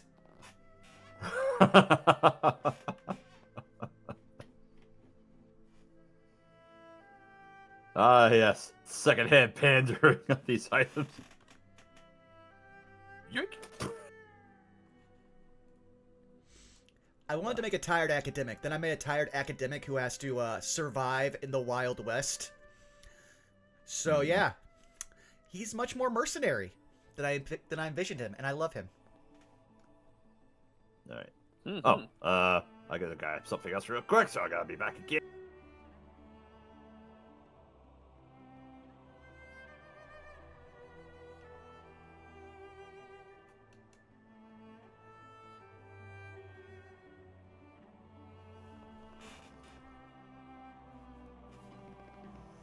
I just can't wait. to see what happens whenever we get lost and he has to use his compass, because that's a very special thing that I would say only I should actually message Citric and tell him that. Oh. So for part of my thing being a high elf, I had to have a certain thing given to me, and so I will type it up and DM it to you, so we can have your live reaction. Ahem.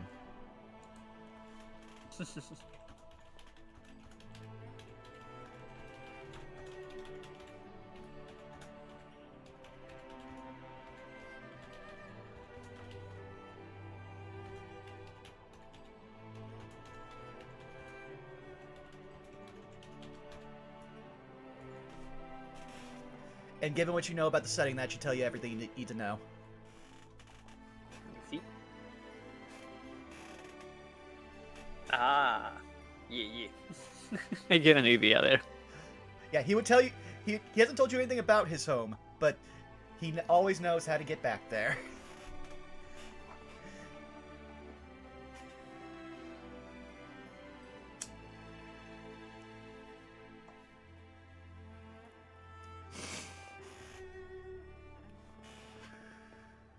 Since we're still on break, I'm going to go get myself something to drink. Be right back. All good.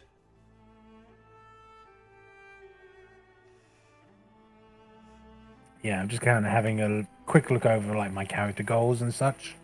So there's a few things on my list. Yeah, I gave Milla, tell me whenever I need to have an arc out for my stuff.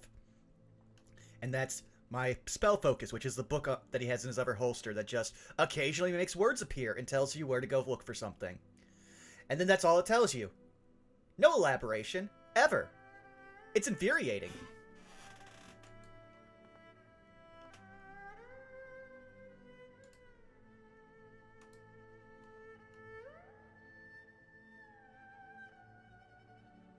I've technically actually finished my only actual character goal, which was find that book that I found in episode 1.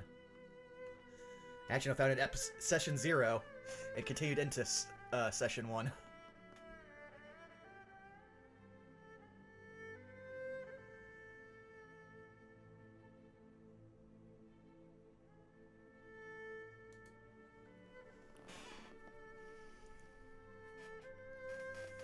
Though I'm gonna laugh at by the time we get to Baker. There's a new thing that we have to find in the city.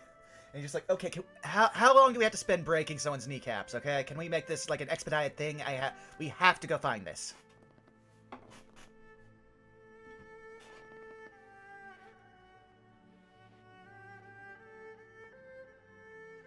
I'm also glad I'm finally starting to pick up on the voice for him.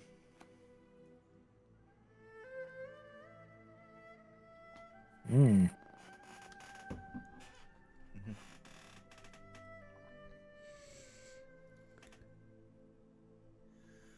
But yeah, I'm looking forward to tomorrow. I've definitely needed some stimulation this week and have not had a lot going on for me.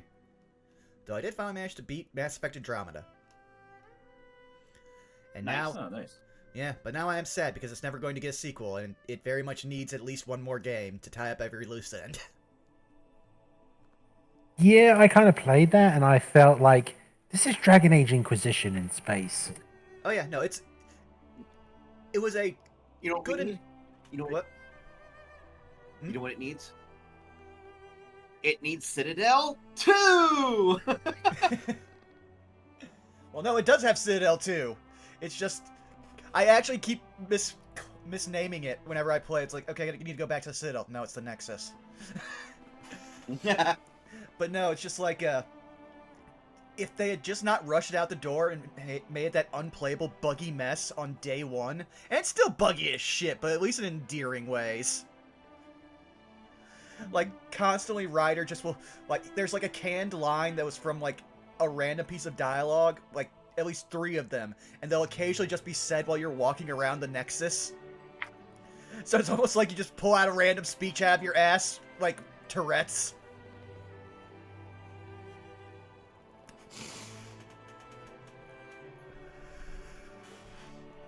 But yeah, no. I've But also thankfully, when I played it, they had like fixed a lot of like the initial bug issues, so I never got the "sorry, my face is tired" thing. I I never got got- like the improved version of that. I got it like at least a year and a half to 2 years after it came out. And then I couldn't play it because it was literally destroying my graphics card on my old computer. And then then I was like, oh, I still have this. Hey, I don't have a job anymore, so I got time to play it. But also, I find it very hard. Oh, go ahead. I found the level up glitch as well. Didn't know about that. Haven't found it. Yeah, it's a very specific area in the game, and it's one of those things of if you're just running backwards and forwards, backwards and forwards, backwards and forwards, a certain objective will keep blowing up, and you'll get experience, and then essentially you can max out your XP. Yeah, that was actually one thing I found kind of like stupid about the game. Not so much the leveling thing. It's just that after a certain point, you'll have leveled up everyone in your party to their max abilities, but then you're still leveling because you have at least 4 times as many things that you can put levels in. So they're just getting points every time you level that you can't spend on them. Yeah, that was quite of annoying as well. What else? Well, I was also going to say, I find it hard to believe that, like, I cannot believe that there's a canon version of the game that isn't You Romance Vetra. She's too much of a good character. I'm trying to think, who did I romance in my playthrough?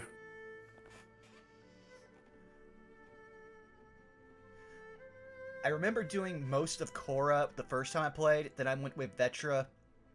I'm doing another run as a Biotic and doing PB because that's the one everyone who wrote the game thought that you would like romance, and it's heavily foreshadowed and heavily implied, and it's kind of like, what? You don't want to fuck the Asari? What about these other 2 Asari that we are also allowing you to fuck? I'm like, no, Turian. I'm into that.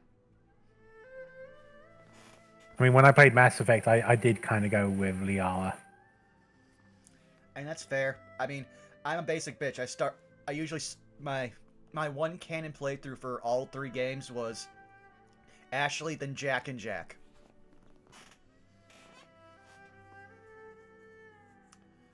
But yeah, once Citric gets back, we'll be ready.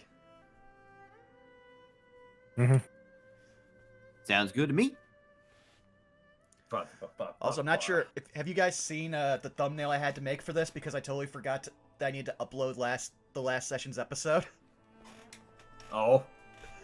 I did go look at it after you mentioned it. It was very funny. Oh yeah, no, I'll drop it here. Sec.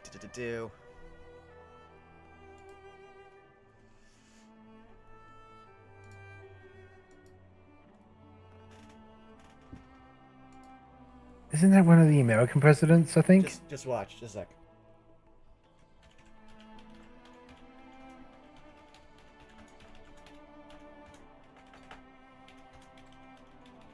There.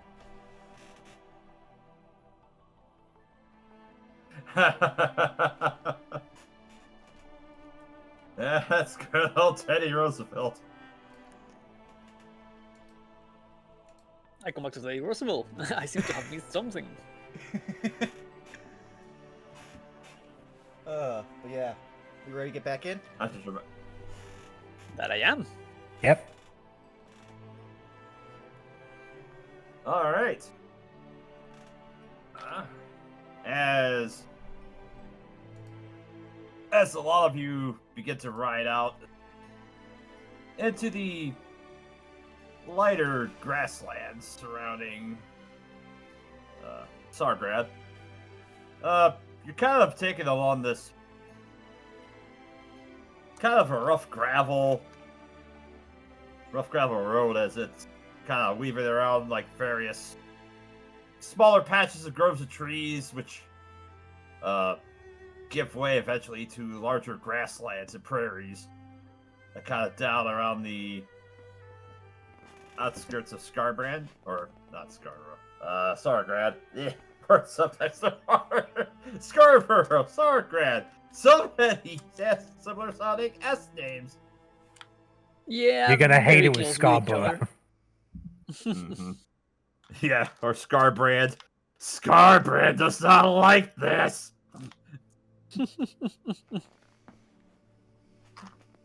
All of a sudden, the portal opens to another different universe. Get back in here, you ravenous demon! Imagine if our characters did come across, those who wander.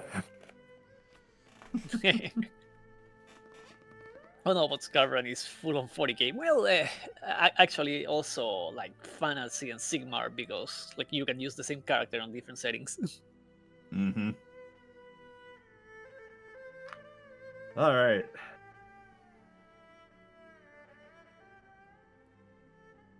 All right.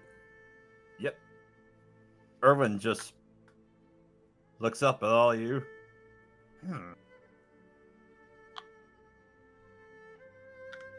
He's just kind of keeps to himself for a little bit as he's kind of pondering something.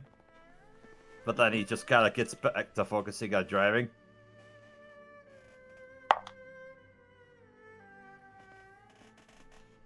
So how long is this journey supposed to be? Well, let's see. It's about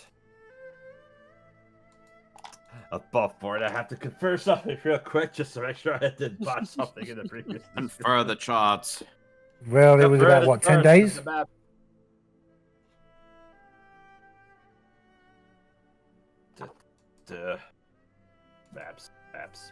We are the maps.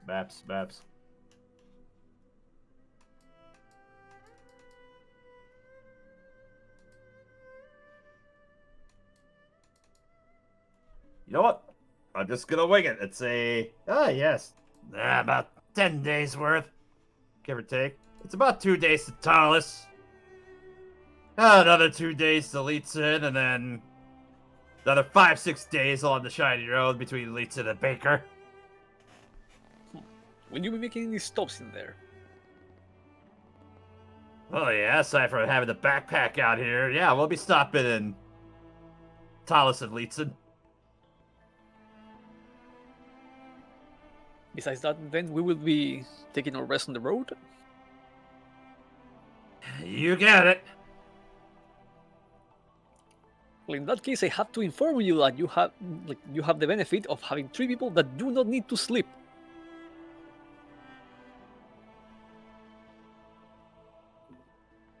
Looks up. He just kind of looks up. You are going to watch as Hero's head immediately swings out from the back, glaring at you, and is just doing the chopping across the throat motion of shut up, shut up, shut up, shut up, shut up. Zero just gives you a big thumbs up. Vandry's just going to turn me and one other as like insomniacs, so we sleep lightly, if at all.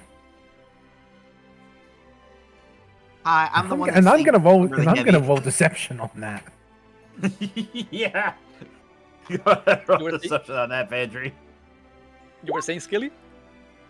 Oh, That's a 14. it was the one that waves and says, "Hi, I'm the one that sleeps really heavy."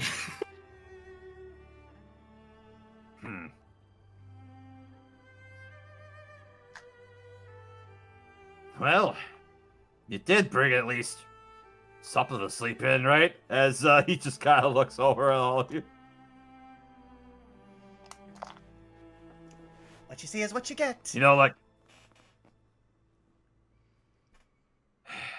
no tents, no. Oh, He gestures to the Graham, help. he gestures to the wagon, which I assume is a covered wagon. yeah, it is a covered wagon. It's kind of a dust tinted canvas. Hero will just motion above him as, like, when he says tent, he just goes,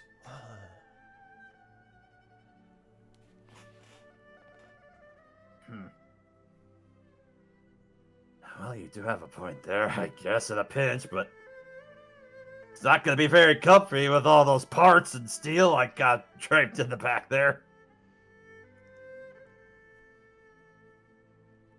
For me, I am a construct, so I do not need any of those accommodations.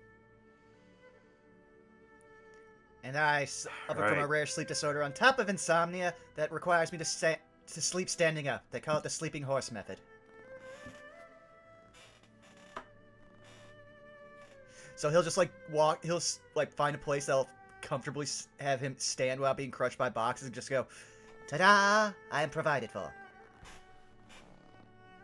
I'll just sleep anywhere.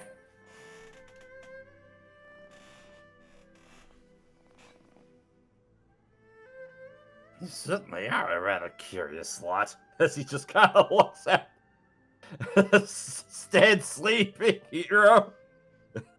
Looking at Zero and the somewhat relatively normal Ava. In spite of her massive sombrero. Well, of course I was going to be strange. A failed wizard.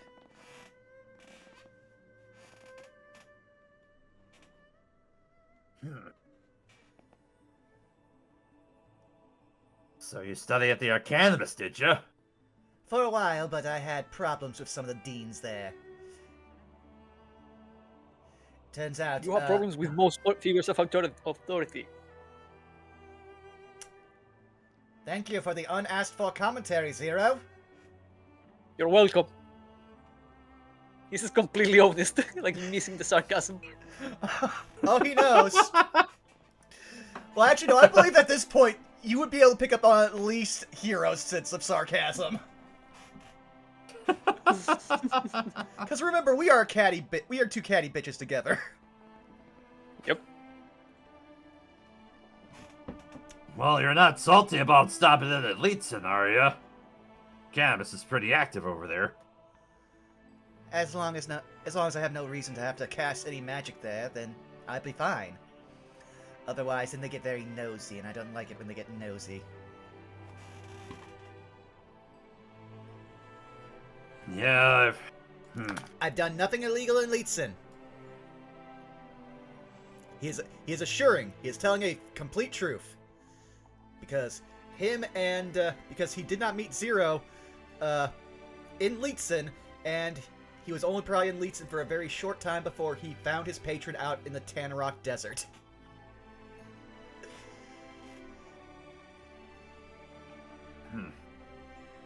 Well, shoot yourself, I guess. Now, if he had asked if he'd committed any did anything illegal in Scarborough or Innis or Sarsgaard, that would be a different story. I wish there would be no story.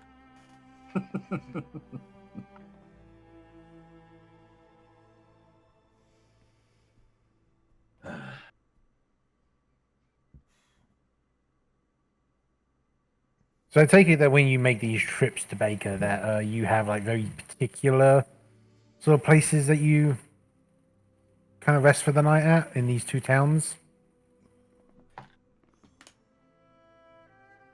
Oh yeah, there's a couple good places to stop at.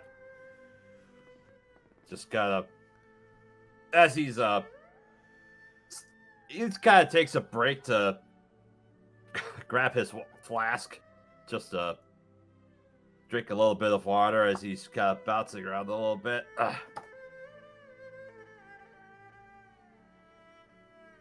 Well, sorry. Wrong tube for all the bouncing. Thinks about it for a little bit.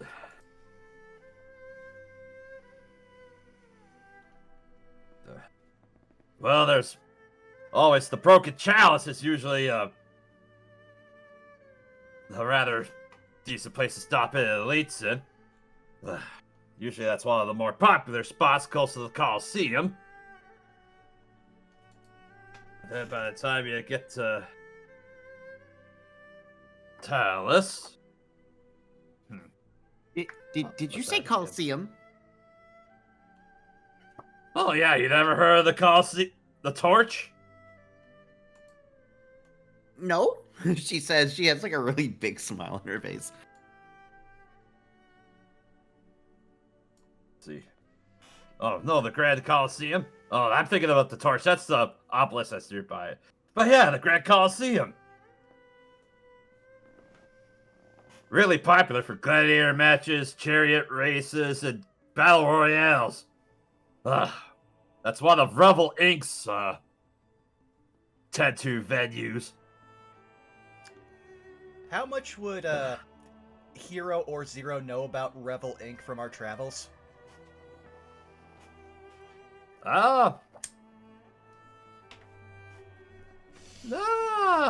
History check? Okay. Sure thing. It's a 21.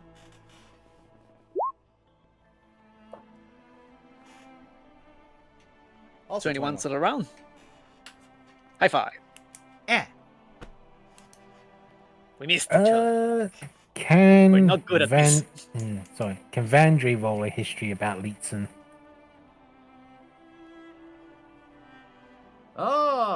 Let's see. Yeah, sure. Go ahead and make a history check for me for. Let's. 19. You're too off. You failed.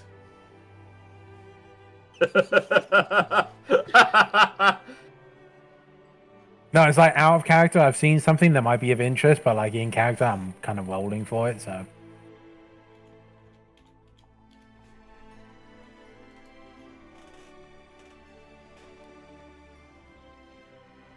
Let's see. Vendor, you would know that. Let's see. Litsa tends to be a very bustling town within which lies just on the edge of the Tatarok Desert. It's lots of merchants use it as a rest stop to before they branch out into the desert in order to make their way towards places like Baker, towards Tanisrael, towards Red Bluff. And even, that's a nice little point, one other hub from there is Tidesfar, which is a port town that's a few days off from it. But yeah, it's a real big presence of the, Arcanibus Academy, which is, where the Arcanibus, operates out of. Blood sports are really prevalent in there with the Grand Coliseum being at play, as well as chariots.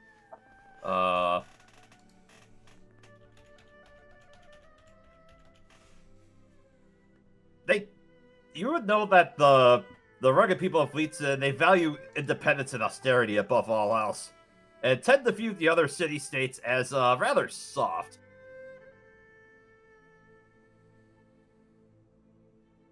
what about something? Well, I'm gonna say this is what I found: the underbelly. Would Vandry know anything about that? Let's see.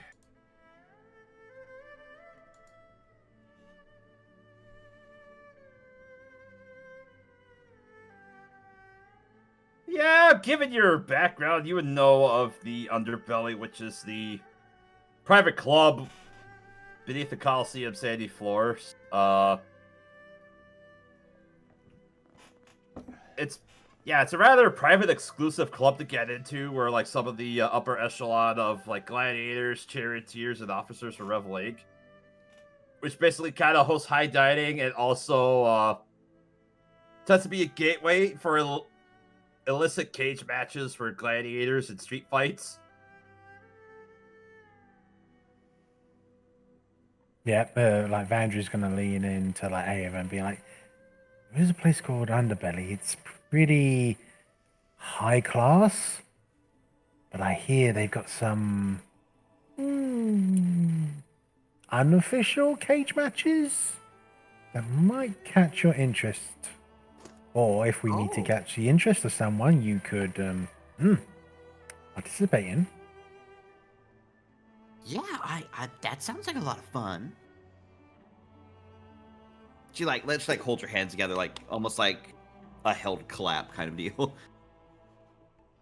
Just going very at the moment, Yeah, right? yeah. And I forget, Vaughn, what was it that you were asking as far as for Hero? So that we can get back on track for that too. How much that me and Zero would know about Revelry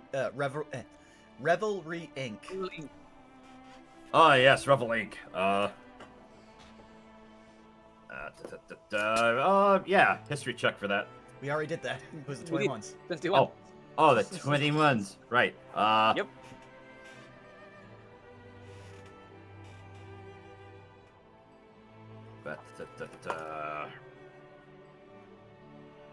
So is Leetzen basically just like basically D&D Rome? I think it's more of D&D Rome Vegas.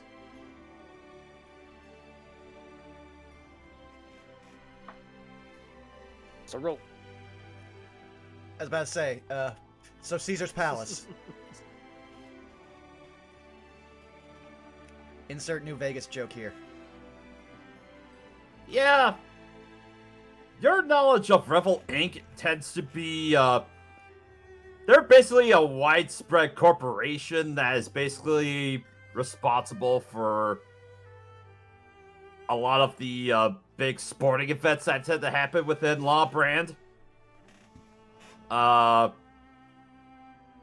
guess as far as like a real world parallel, basically imagine them as like a weird conglomeration of the WWE, NASCAR, and UFC all rolled into one. Mm-hmm. Just hearing about Revel Inc., you just see, like, again, the Wano disgust face on Hero.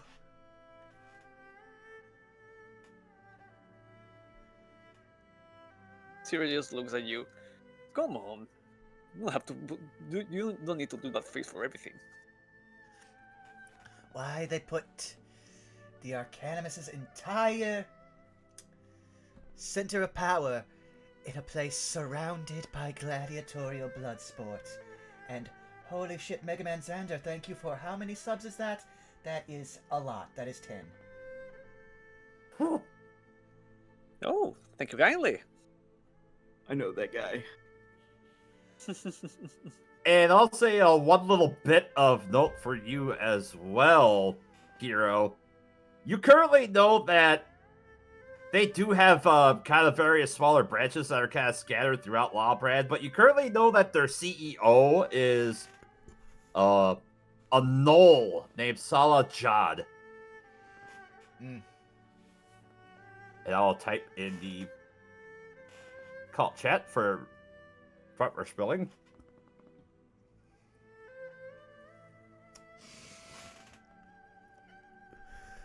And he's just going to turn to Vandry and just go, I know we're not probably going to be in Leetzen for very long, but there's one thing I would like to very much not be involved with. Is anything tied to Salajad? Is that good? Can we facilitate that? Can we be on the same page? Please. Please. As he's saying it, he's slowly leaning in fervor at the face. Please. See, I want to say yes, but Does so far your Vandry plans know of Salajad?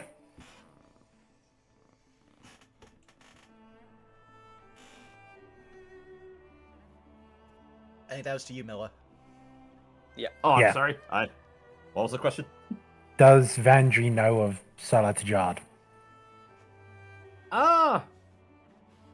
With that history check, yeah, you are aware of Salajad and Basically, Hero is saying, Rebel equivalents to profits above all else yeah, no, when it comes to Rebel League. yeah, he's basically saying, we're going to Vegas. I do not want to meet Dana White. I don't want Dana White to know my name. I don't want Dana White to be anywhere in the sphere of influence that we are in. Can you facilitate this? So that Zero looks at you and says, I mean, I can promise a lot of things, but so far your plans do not tend to go the way you want them to. That's why I'm deferring to our de facto leader. He says as he's still he's still like 2 inches from Vandry's face, glaring at her. It's still that like very calm, like half eyelidded, sort of gaze and be like, I can only promise to try. You're gonna watch as his face shows that, like, again, he's a very much lie by omission and, like, knows half answers. He just knows that he's like, okay, all right, just prepare for the West, prepare for the West, prepare for the West, okay, yes.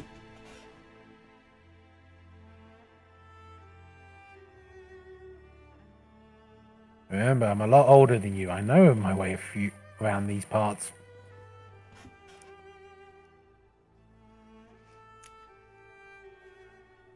You are both older and yet so much younger than me. It is paradoxically annoying, and I'm not going to elaborate.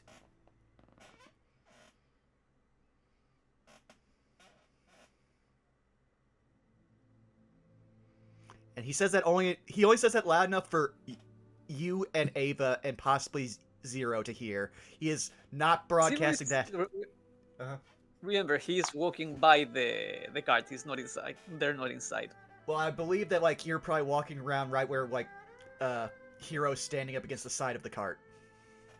Mm-hmm. So you could hear through the, like, the covered part of the wagon. Because it's just canvas. Mm-hmm.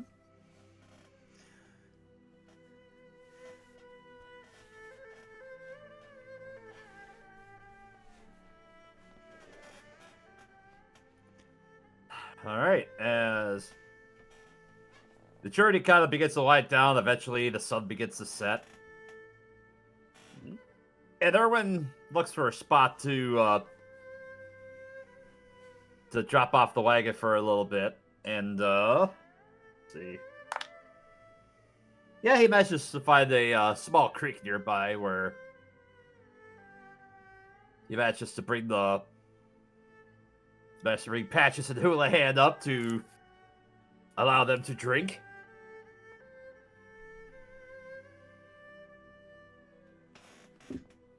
Eventually, he begins to set up the wagon and sets up a campfire, and he begins to go to light it. Mm-hmm. Vandry will kind of fill up her water skin as well. Zero, for their part, is going to help. I keep forgetting the name of the gnome. I know it's with a one. Erwin. Erwin, thank you. Helps Erwin with the setting up of the camp, making some small chat in between, like what kind of what your goods are, or like what kind of tech are you like used to work with, and shit like that. Oh, well. Well, truth be told, I wasn't always a chariot designer or manufacturer. Truth be told, I did also work on some automatons back in my day, but that was before, and he just kind of takes his hands and he kind of slaps it on his right leg, and you just hear the clang clang of his prosthetic. That related to your previous work with automatons. Well,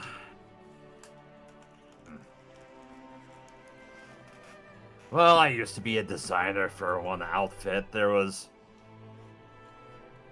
one of the guilds that basically got absorbed into the Fabricator Guild in Sargrad was all the rage for a while, up until the trade wars. And once that kicked in, I basically lost my leg as a result of that. And he just kind of stares at the fire for a little bit as he manages to get that stoked.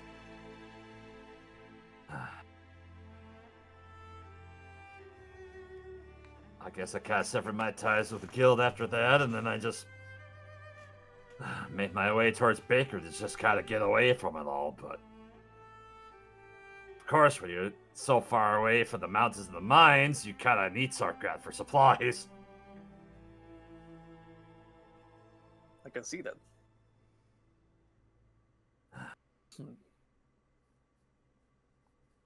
I would be curious to see the kind of work you put into your designs.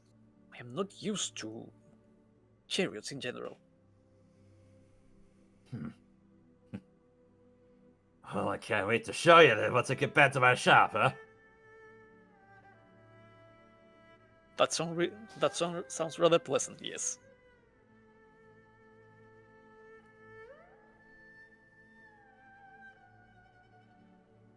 That's what's pretty much they are doing there. Alright. Ava, what are you going to be doing as you're setting up camp? Or as they're setting up camp? She will be mostly just like enjoying the the environment and and helping out at every possible opportunity in case like either tents or anything needs setting up, like building like a campfire and the like. Is it getting dark at the moment? Yep, it's dusk at this point. The sun has just gone past.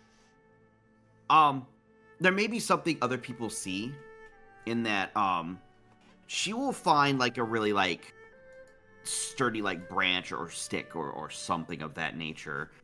And you can kind of see her it's been like covering like the front of her like collarbone. There's like this large belt strap that connects to like her pauldron. And you will kind of see her like move it down a little bit, like exposing her collar.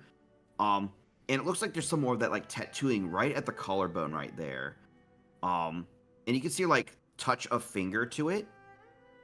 And almost like that little bit of pulse that like pulse happens across like all the tattoos or markings or whatever they are on her. And she'll pull away one of her fingers, has like a very bright, like almost like jade green light on it, and she like touches it to the top of the stick. And will effectively make like a rudimentary torch of sorts as she will like cast light to help provide like a light source for everybody.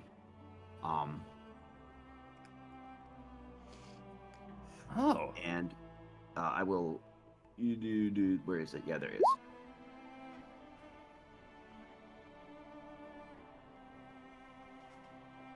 Huh. Meanwhile, when you try to hand him one of the torches, you'll just watch as Hero puts up a hand, like, nah, I'm good, walks over to the assembled firewood in the fire pit, points at with his wand, and immediately turns into a campfire as he uses prestidigitation to light the campfire. Oh. Oh. Jeez. All this magic out here, and here I am just working on other stuff as he just kind of looks down. And she says, if it's any consolation, this is like one of the only few like magical tricks I know. Like, that's really it. And and she like looks at that fire that Hero started. It's like, well, mine's green light. And it is literally like the torch is just putting off like the light is green. He'll just go, but I can do more than that with this exact same cantrip, as he'll just look to find like a small spot where you probably have some like dried blood from a different fight. He'll tap it, and you'll just watch as he pulls all the flecks of blood out, effectively removing the stain. Tiro stomps their way besides you and bonks you on the head with the with the armor gauntlet. You're being rude again.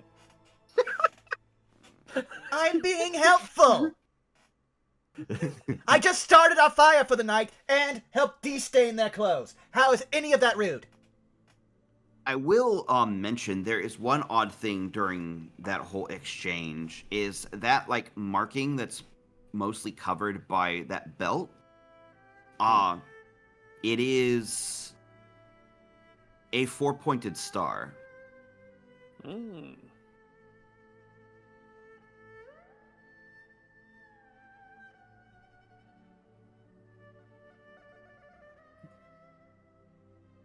Zero takes note of that and says, "Your like is very helpful. Thank you very much, Ava."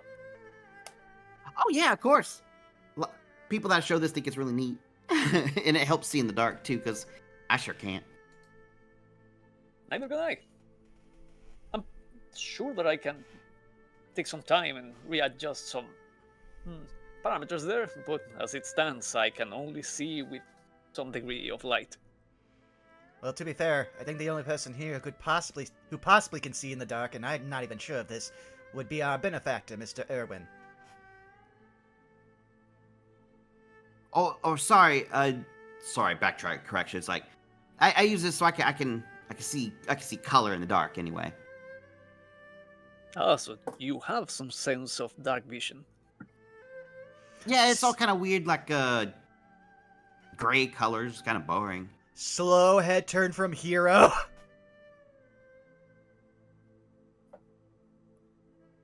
Then you just watch as he pulls out his book, starts feverishly writing down things, and then just does not address you.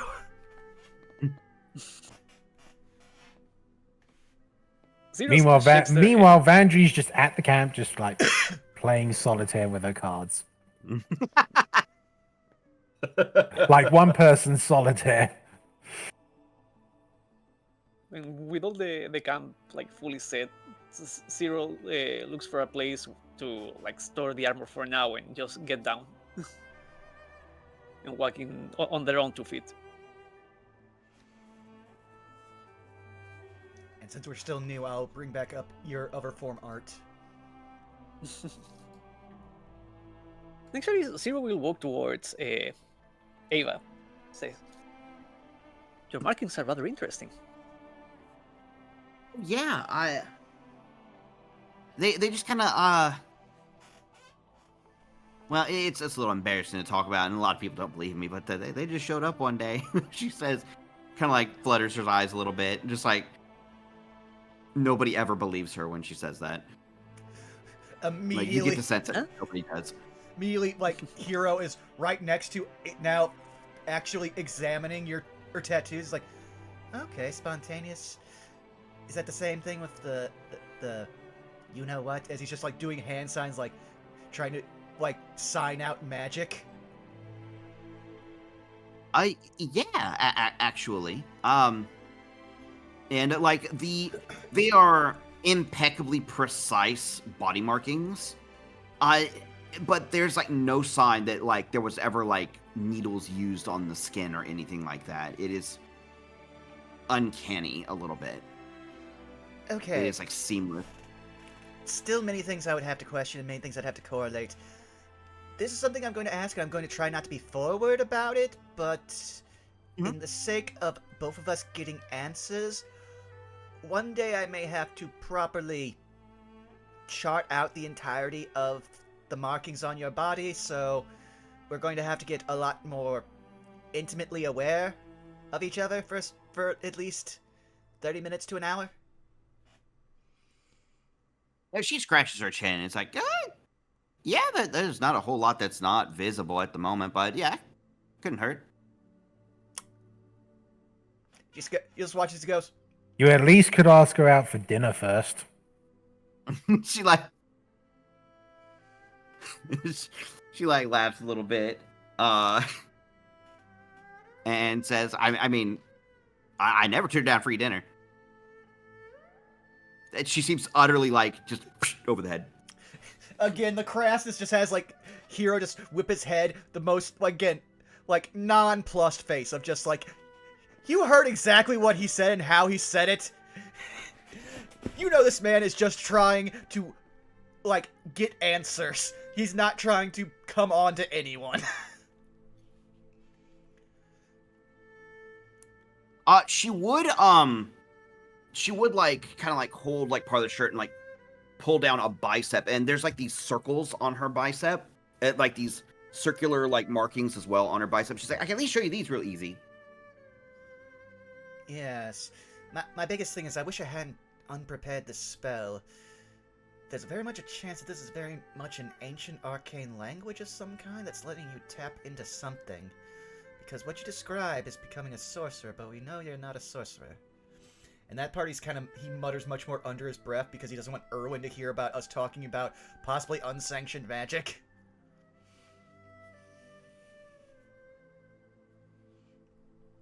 Maybe tomorrow I'll prepare the spell and see if this is some kind of, at least, a basis for a language? Something that could be understood at given time and translation? There's at least a sign of some pictographic measures for it, as he points to like the circles and to that 4-point star you mentioned earlier with his wand. Mm-hmm. The art that I linked in the Discord. Yeah, I have the like belt strap across the chest, kind of like lowered just a bit so you can see it easier. Also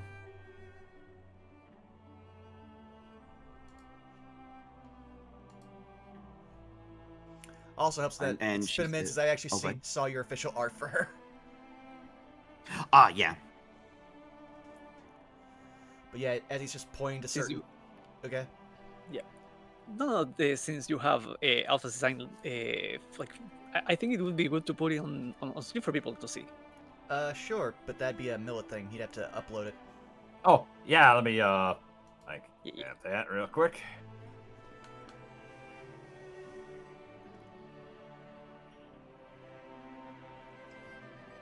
Leave that up there.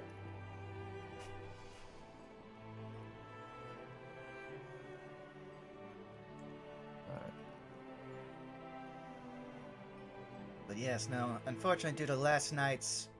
And he'll just look over at Vandry. Back scratching session, I thought that it'd be better if I prepared something a little bit more...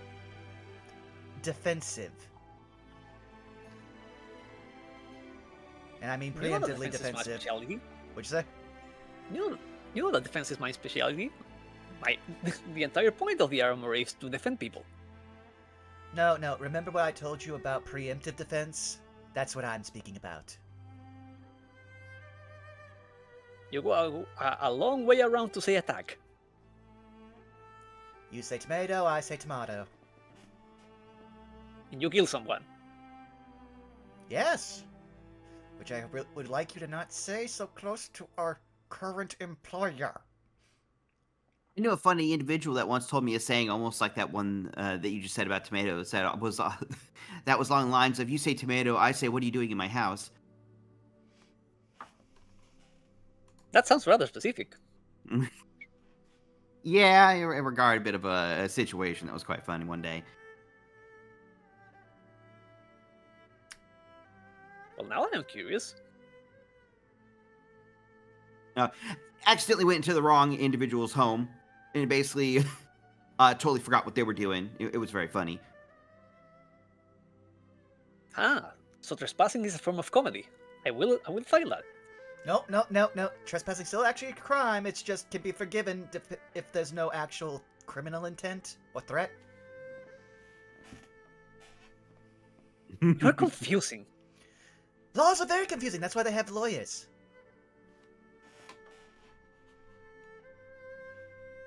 And to understand lawyers, you should know that they said the path to the hells is paved with them.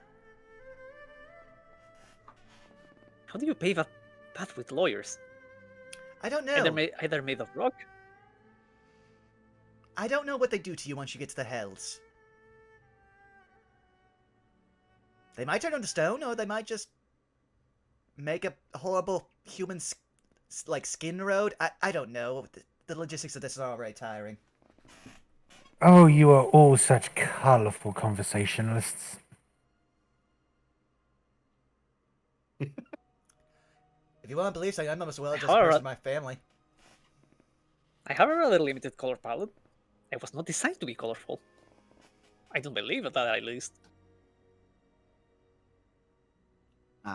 Perhaps at another time I can tell y'all kind of how they came around.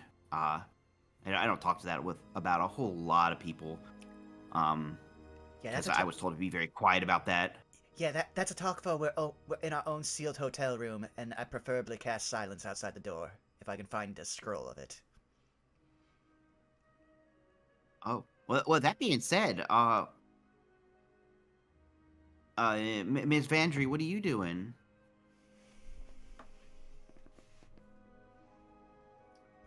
In terms of what exact? I'm gonna ask like our character in terms of what, or just, she's kind of like looking at the solitaire cards kind of deal.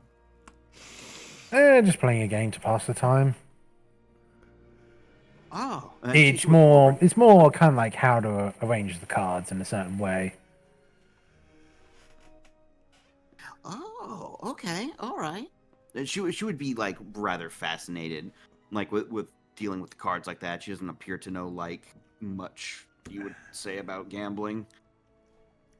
It's not really something that you can kind of gamble with. It's kind of more like, it's solitaire, so it's but I mean, Vandry will kind of start going through like the basics. Like she'll actually reset and then like start again, and kind of tell you how the things go. Kind of like the aces or the ones, and Okay. they sort of set out like the suits that you can organize the cards into and everything, and Or rather, I red should and reiterate, black and whatnot, and having that. I should reiterate my statement, like kind of like knowledge about cards in general, rather. Oh, okay. Well, yeah, Vandrew will spend a little bit of time like explaining like a few different games that she's picked up over the years. Uh, certain card games that have had like some variations and whatnot. Like certain towns may have like a certain variation of a particular game and whatnot that she'll regale about. Meanwhile, just watches Hero reach down, pulls a random card off. It's like the 7 of clubs, and just goes, "What you really need to know about gambling is only do it if you can ensure that you'll always win." As you'll watch as they do. This time for real. Illusory script, and it suddenly turns into a king of clubs.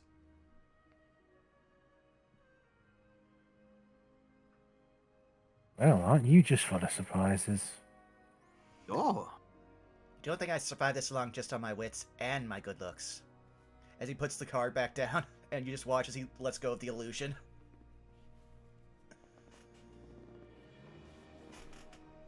So is it pure? So actually, how long does it last for? It lasts for 1 minute, so it's very good for gambling. Actually, the thing says 10 days. Oh, well, he's not concentrating on it. Like the casting time is a minute, but the duration is 10 days. Oh, I didn't know the casting time was 1 minute. Then he could have done that, so he doesn't have that trick up his hand. Well, actually, no, he could actually have Well, it. I mean, yeah. You could have held it and then be like, a minute later would have shown up as a different card, so. Yeah, so... Yeah, that's a strategy for blackjack. Or at least Texas Hold'em. You definitely got some use. True, If but we ever get into a card game, I'll be sure to ask you to help out. well, I can only do it 2 times in an hour. Unlike wizards, I have to make do with very, very powerful magic for very short periods of time.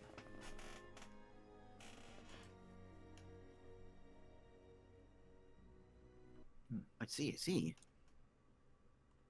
All right, as camp at this point is beginning to settle down a little bit. Everyone roll perception check for me. Will do. You got it. That's an 18.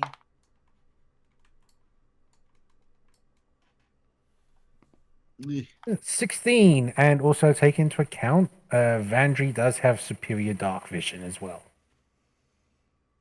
I got a 19. I also forgot I should have just used my passive. He was just happy to be here. Well, no, we're slowly blowing Ava's mind with all the stuff that we can do. Mm-hmm. As you're just kind of, looking over everybody as the darkness kind of starts rolling in and you see the flicker of the firelight.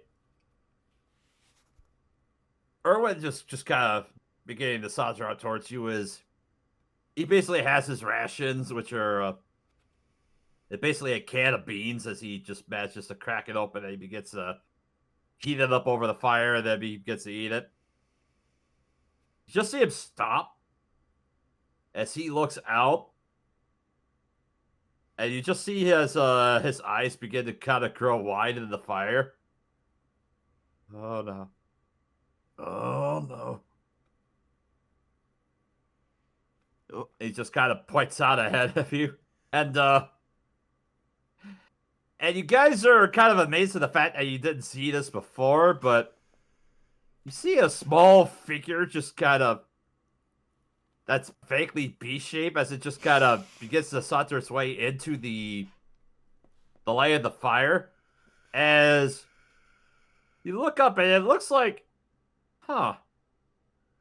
you think it looks like fur, but it's more like feathers. And this creature just kind of makes its way forward. Everybody go ahead and give me a nature check. Oh, will do. nature? All right. That's a 1. I'm no biologist. That's I 15. got a 10. That thing don't I bite, got a do 10. it? Vandry, as you get a bit closer look at this creature, you are very shocked to see that, this is an owlbear? Specifically, it's an owlbear cub. And then you have to ponder about it for a moment. Oh, it's an owlbear cub. Oh, they tend to be kind of wandering around the wilds here. Maybe. Don't worry, it's a cub. It's an owlbear cub, but it's a cub. Question. Don't know much about owlbears. How close do parents stay to cubs? DM. As you raise that question, Hero, Oh boy! you see a much larger form begin to make its way towards the sea. As you see, oh look, a much larger owlbear begins to make its way up towards behind it. I'm gonna say Zero, you'll hear something that you've heard a lot of times from Hero in situations like this. Get in the armor, get in the armor, get in the armor, get in the armor! And Yes. at this point, as the owlbear begins to make its way up, I'm gonna need you guys to roll initiative. Alrighty. Quick question though. Do I manage to get into the armor before the rolling, or do I start the combat outside of the armor? You will start the combat outside of the armor, Got but it? I believe you use an action to don it, correct? Yes. All right. Oh boy, Hero's doing Initiative. great. Look at you, Vandry. Dear Lord, one of us is gonna get fucking disemboweled. Because that's a 3 for Hero, a 6 for Zero, and a 7 for Ava.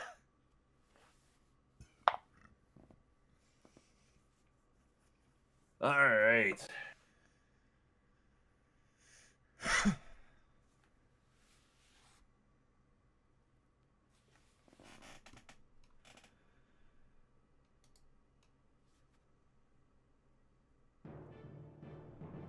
There we go. Finally getting some decent music as oh boy. Good news is the owlbears rolled like dog crap for the initiative. I don't like that you use plural.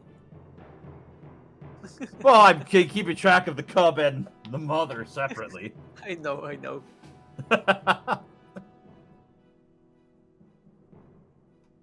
Still, I don't have to like it. All right.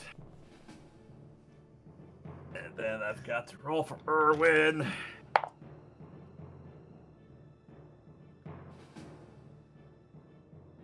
Yeah, he did pretty decent.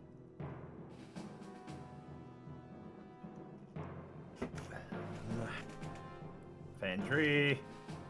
And then Erwin. And then it's Ava. Zero. Mama owlbear, cub owlbear. Let's see. Technically, you go after all the owlbears, then, Hero. I figured. Because most beasts Don't at our worry, Mama. CR have a higher dex than Zero. Don't Don't worry. Remember, I'm made for defense. I got your ass. Yeah, I still have an AC of 11 and 25 HP. I'm gonna be quivering in my little quasi-wizard boots. Alright. Alright, let's start at the top of the initiative with Vandry. As the owlbear is currently about 30 feet away from you. In the light of the campfire. Oh, quick question. Is Theater of the Mind, or do we Yep. have... Theater of the mind for this one. Because it's a random encounter. No worries. Right. Okay. So I can. Vandry is going to move 15 feet forward, and then bonus action is going to initiate the Wraith Strike to be right behind the cub. And that is make an attack with a wielded light weapon.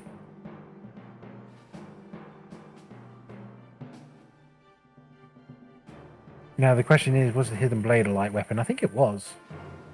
So, Yeah, I think we're ruling it as a light If weapon. it's an Assassin's Creed style hidden blade, that's 100% a light weapon. yeah. So yeah, we're not flanking it yet. So Vandry's kind of getting the first hit. So not advantage on that.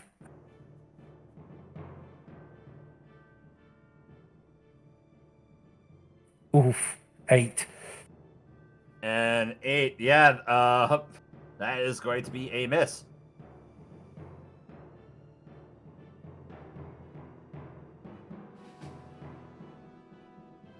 Alright, anything else for your turn? Yep. Well, what's the distance between Cub and Mum? That's an action, you can't Cub do that. is... Oh yeah, that is also an action. Cub is about 20 feet. Mama's at 30 feet for the campfire. Okay, so they're 10 feet apart then. Mm-hmm. Right. So Fairy Fire as the action is going to cover both of them. Yeah, but you made an Oh, attack. but you can't already cast used your it. action to make an attack of the blade. No, it was a bonus action. Oh, bonus action? Yeah. Oh. Oh yeah, it's a light weapon, so yeah, you could use a bonus action to attack with it. Yeah. Starting at 3rd level, as a bonus action, you can surround yourself with mist, teleporting up to 15 feet to an occupied space within 5 feet of the creature, Gotcha. and make an attack with a light action weapon. So this Gotcha. is basically Thank you. bonus action attack. So Alright. then it's action to Fairy Fire both of them. Mama pass and baby is currently glowing. So if that is the case, for the duration, objects and affected creatures should dim light in a 10-foot radius. Any attack roll against an affected creature or object has advantage if the attacker can see it, and the affected creature is or object cannot benefit from being invisible. So everyone can see this now, Yep, and they'll everyone have sees advantage baby. on it. Yep. Kick the baby. Alright. Baby spotted. Alright. But Next yeah, up that Erwin. that is turn for me. Erwin is gonna look up at you and just say, "Oh, this is bad." He's going to make his way towards the wagon. Is like, "Oh, where is it? Where is it? Let me go get it."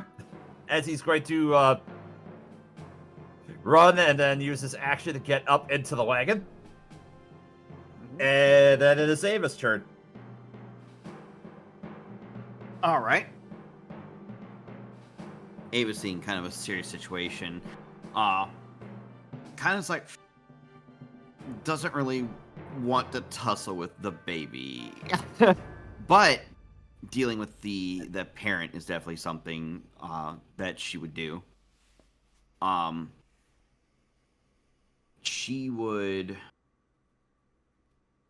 What is the distance to the mother from Ava about? Okay. saying you're all pretty close to the fire. We could say, for theater of mind, you're all within 30 feet of it. Okay. Ava would move up to engage with the mama. She would quickly close the distance and kind of like flex her gauntlet a little bit and be like, I don't want to do this now. You can go away. I know you can't understand what I'm saying, but you can just go away. She will use a bonus action. And knowing this thing can probably hit like a truck, will brace for impact, and she will use brace up as a bonus action. All right.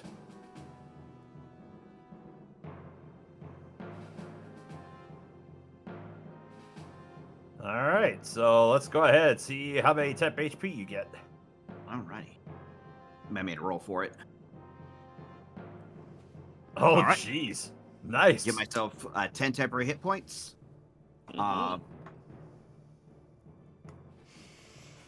And we'll, from there, she'll attempt to, like, make sure to get its attention, actually just try to clock the owlbear in the jaw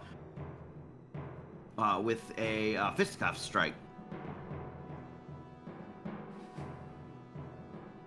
Let's see, and that will be, there we go. That'll be 18 hit. 18 hits. All right. That'll be 8 bludgeoning damage. All right. She'll just, Yeah, you managed to bop it in the, basically in the cheek of the owlbear, and it turns, and yeah, she's now locking dead eyes to you. David just like glances back, just like hoping everybody else is getting ready, because otherwise that'll do it for her turn. All right. Zero, it's your turn. Okay, so the current. Well, first of all, wait, no. The first thing is Zero will be running towards the armor and spend an action to equip it. All right. How much of my movement does that would that take? Considering the wagon's about 15 feet away, so you can basically move 15 feet, use your action to don the armor, and then 15 feet of movement to come back. There. To be in the exact same spot. And still be 30 feet away from the owlbear. Okay. Yeah. Zero will absolutely like move closer. Spend the remaining 15 feet to get close. And currently we have Ava and Vandry both in melee with the mother, right? Currently Ava is, but Vandry is kind of closer to displaying the difference between mama and baby. Seeing that the mother bear is looking on Ava, you see as now with the armor on,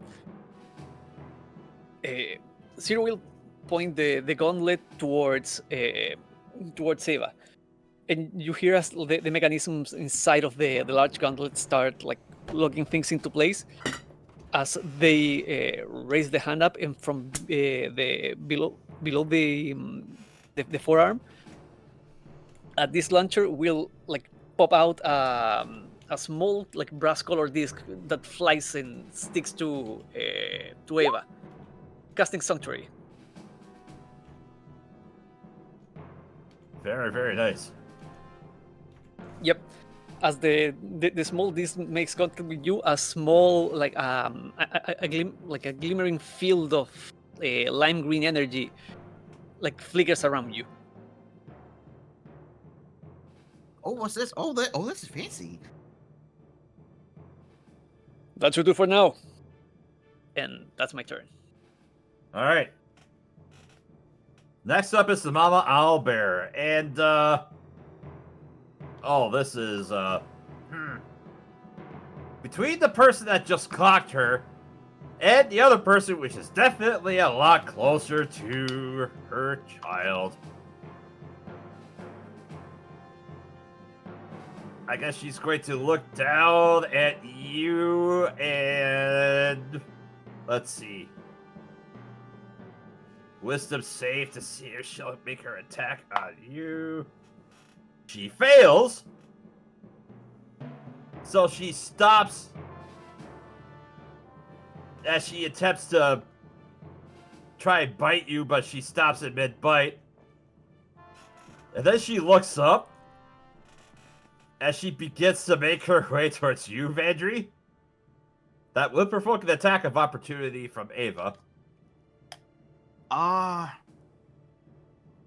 believe Sanctuary will end if I make one.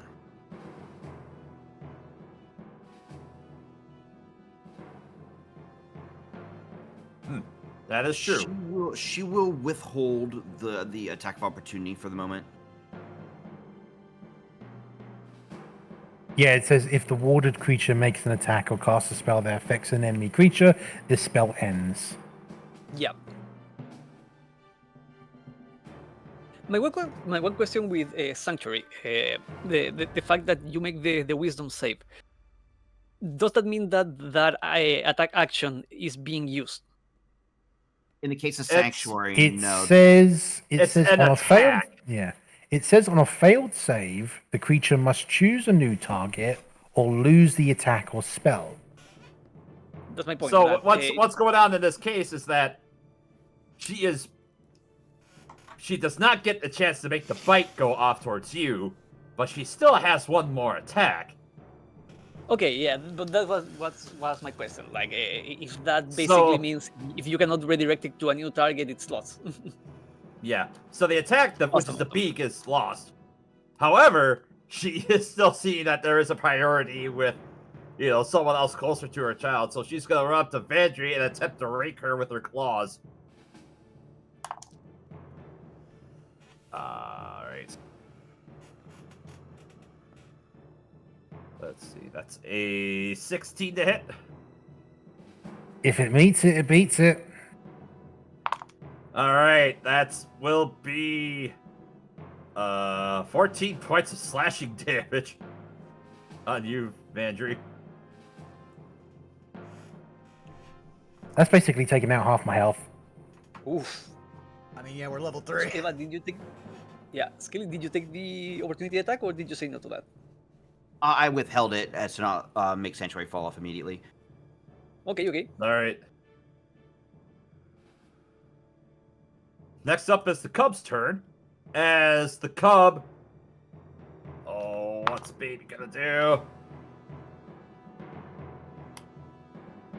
Baby looks up and sees all this action going on, and they're going to dash and run away. Smart kid.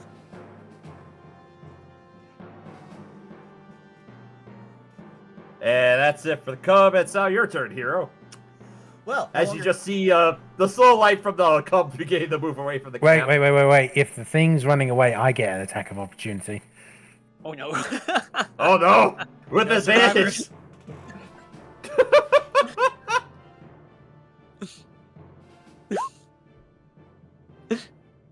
14 That's a hits. 14.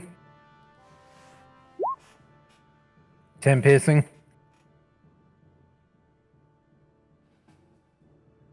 Alright. As you begin to reach out with your wrist blade, you manage to slice into the haunch of this cub, and it collapses onto the floor. As in dead or not dead? As in, dead. Oh no. Oh, Mama's gonna be pissed. Mama's gonna be so pissed. Alright. Well, that's it for the Cub's turn. Now it's Hero's turn. Yeah, no, here's just like, shit. Oh, that's 3 of nearly max damage, I think. Yeah.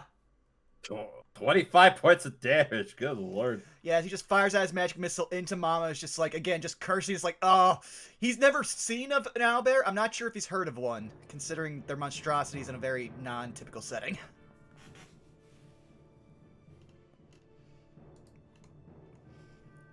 But yeah, that's his turn. Yep. All right, back to the top of the turn order with Vandry.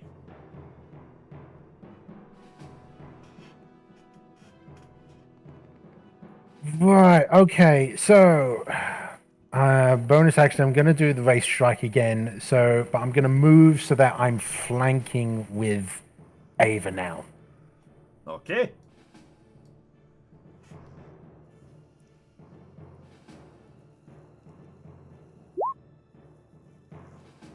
$26. 26 absolutely hits.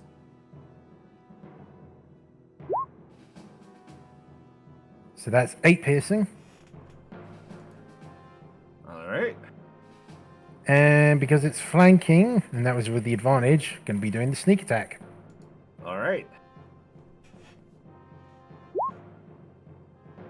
2 sneak. Okay. And that is turn.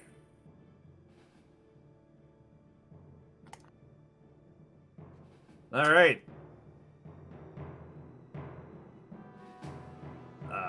Here you begin to notice as you see a long soldier begin to make its way out of the covered wagon as you see the glint of a gun barrel just kind of going out, and Erwin's gonna attempt to aim and shoot the owlbear.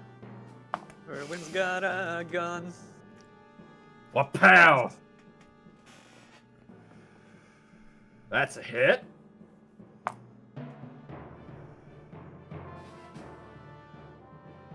Yeah, you hear a shot ring out as a... And you... Vardry and Ava, you see a bullet graze the shoulder of the owlbear as he lets out a painful scream.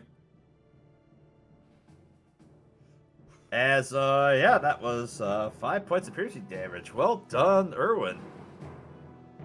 Let's go. And you hear him shuffle around as he begins to reload his gun. And then that's gonna be onto you then, Ava. All right. So I take it the owlbear cub is like super dead. Bleeding out. Bleeding out. All right. Ava looks like she's going to turn and like fight the owlbear, but like seeing the sudden condition of the owlbear cub is like very distraught about that. And kind of like has a wide eye moment. She will actually give me a second, I gotta check something.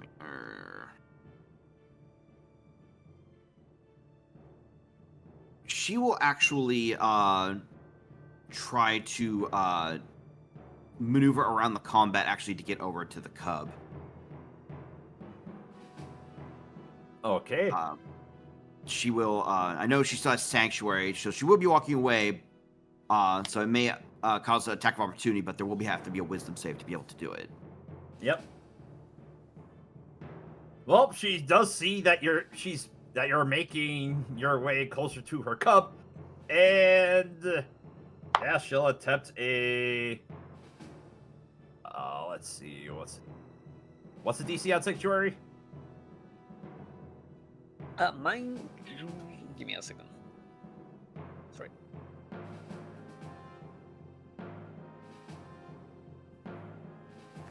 It should be, I think, 13. Let me double check. Sanctuary.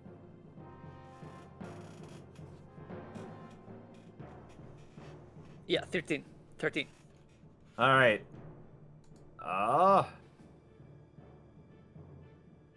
The owlbear rolled a 16, so unfortunately she's saved.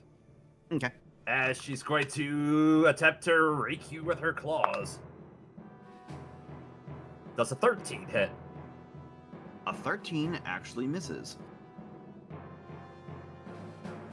Yeah, you hear the wind up behind you, and you manage to duck out of the way as she manages to swing wide with her claws. Okay. She will like quickly slide over to it and seeing its dire condition.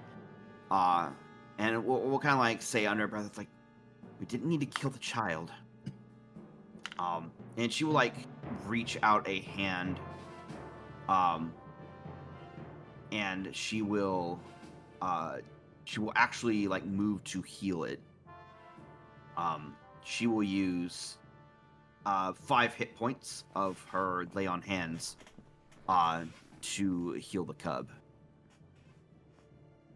All right. How would you describe as the light makes its way out and manages to heal the cub? As she reaches out, there is like she concentrates really hard on this one, a little bit harder than even when she did on Hero in the first encounter. And that light, like the tattoos on her, like almost like radiate like this beautiful, like almost like gold green light. And as she tries to concentrate, it almost looks like something behind her attempts to manifest. You're not quite. It's difficult to see what it is. Whatever it is fragmented and in almost like geometric shapes. But it is something very large, like tries to manifest behind her for just a moment. As she tries her best to concentrate. Maybe it wasn't very visible because it was faint. Due to all the lighting inside, like the fight pit. But because it's dark outside, it's very noticeable this time. And she will like give enough to try and stabilize the cub. Yeah, as your light flares as it travels down into this cub, it begins to stir a little bit. It seems like at least it's conscious.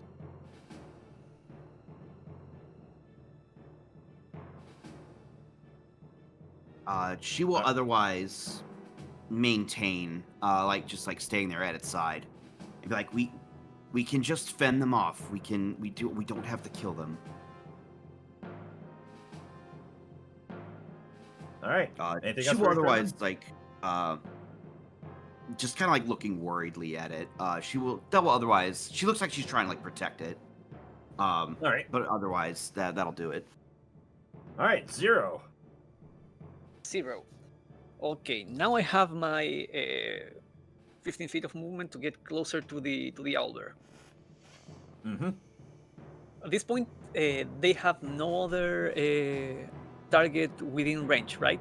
Would just be me, because the Vandry and Ava are both with the cub. Yep.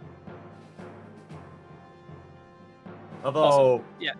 Also, the owlbear, I say, is technically the owlbear is within range of Vandry, even though Ava was able to move away and provoke the attack of opportunity, so she's slightly out of reach. So yeah, Vandry is the closest to the bear, or the owlbear. Okay. You see now inside of the armor, Zero stomping their way to get close, and as they do, the servos on the gauntlet start whirling again. As the arm starts shaking, and you see like the same lime green light start pouring through the different hinges and like openings in the armor. As I cast Booming Blade.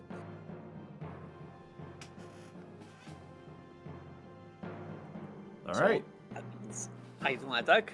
For that, I choose the Thunder Gauntlet, and does a 16 hit?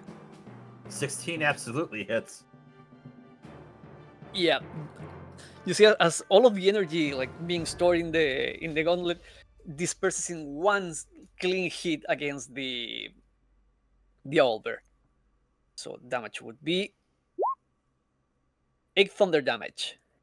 All right. And because of the Booming Blade, At our level, it doesn't do any extra damage unless it moves. Mhm. but that's the thing. If it wants to move to attack anyone else, it's going to risk 1d8 damage.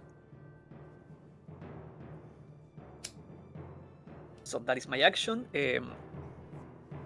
You said Vandry was the next closest one? Yes. Okay, and with my bonus action, still with some steam coming out of the gauntlet, recoiling from the impact. Zero will point the gauntlet towards Vandry, and again you see them like throw the hand back, exposing the underneath of the forearm, as the disc launcher once again throws Sanctuary, this time on Vandry. All right. Nice. Movement action, bonus action. I am done for the turn.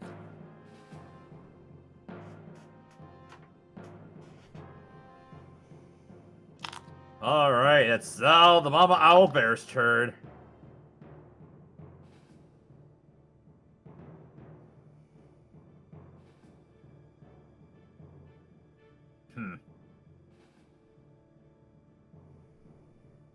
Ponders for a little bit and sees the situation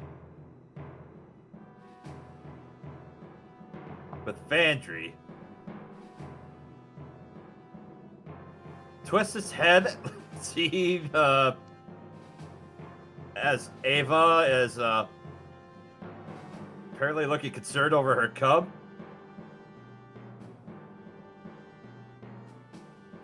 She still looks pretty upset though, as let's see, wisdom save.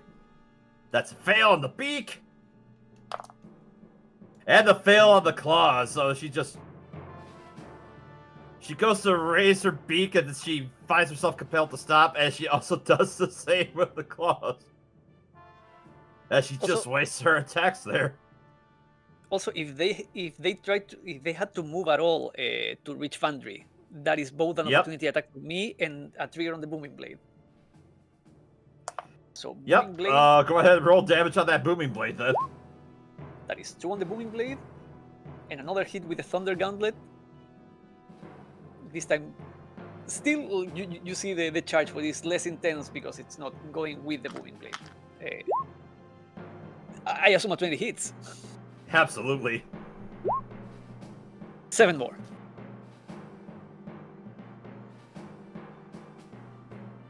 All right.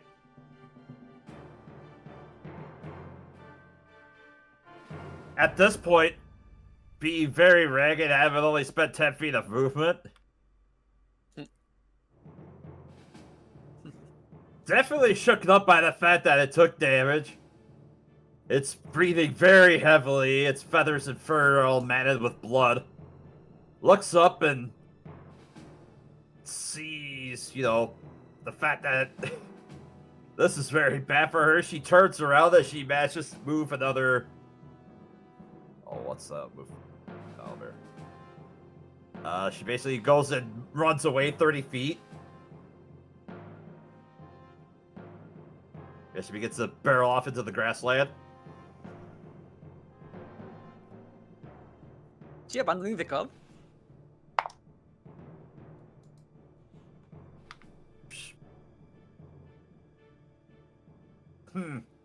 Make an insight check for me, Zero.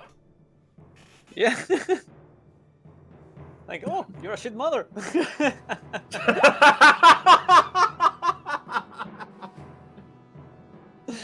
That's 17. Definitely a sense of self-preservation at the moment.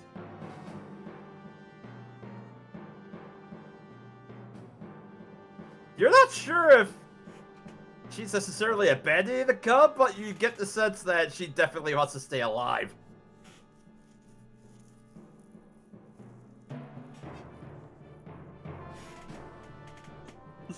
And as the cub just begins to pick itself up, Ava, it just looks up towards you.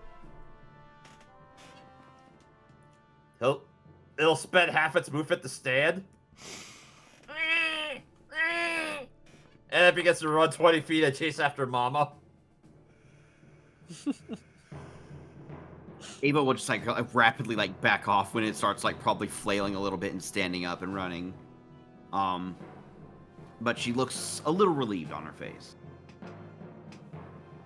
All right. Well, that's it for the owlbear's turn. Hero, it's now your turn. They're running. Sure looks like it. Hero's just gonna throw his hands up in defeat, just like, Ah! Ava, you need to understand. Most of us, the things we do just kill things. Yeah, but she can cure people. That's a difference from us. I'd also like to point I out. made you. The cub would basically die on its own if we killed the mother. Andrew was just preemptively solving a Well- problem. We did not kill anyone. Oh, I think I'm going to need a double shot of that Well- whiskey. You I brought think it's whiskey, fair to please say you share. guys. I think it's fair to say that you all let the owlbears run away. Yeah. Yeah. And, All right. it was like I'm not mad at anyone. It was a survival tactic. Eva, I mean, Zero puts a hand on your shoulder, like big gauntlet arm. What you did was a kind thing.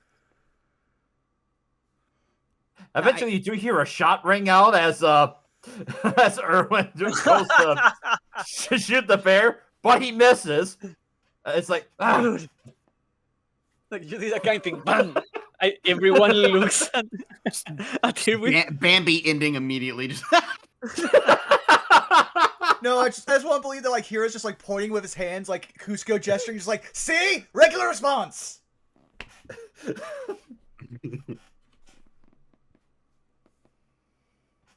Damn it, I missed. Combat is over. They have retreated. Well, the best not wasting any more bullets on it, I suppose. As he just stows his rifle. Ava would probably like reach like on her back or shoulder and like pull off the small device that attached to her and like hand it back to Zero and say, "Thanks for that." That's perfectly fine. Thank you for returning it. Even though these are disposable, they are going to expire on their own. Oh, Yes, Oh. it's a byproduct of the arcane maintenance and the armor. Consider it the same as you would grow hair out of the dead cells of your body.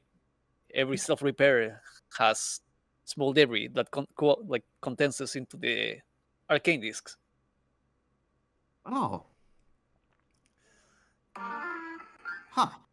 Yet he does not ever Oh. address the fact that he is basically breaking the laws of physics and mass whenever that happens. That's what magic is for. We've had this conversation several times. I'm not going to have it again. We're just going to... You know what? No. Vandrew, you said there was whiskey. Let's have whiskey. Yeah, Obviously, whiskey sounds good. After the battle, Ava would go over to Vandry and say, "May I?" to help a little bit. Please do. And she would like reach like a gentle like her bare hand like and like rest it like kind of like on the cusp of where your neck meets your shoulder and like some more of that magic pulses and I'll use the last 10 of my lay on hands to heal 10.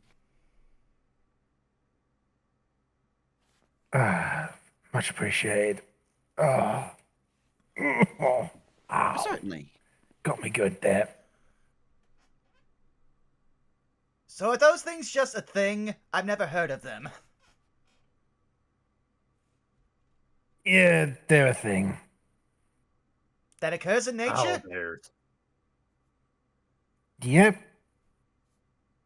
Pretty rare around these parts, but still gotta keep an eye out for them. I've wrestled bears, so but I've never seen one of those before.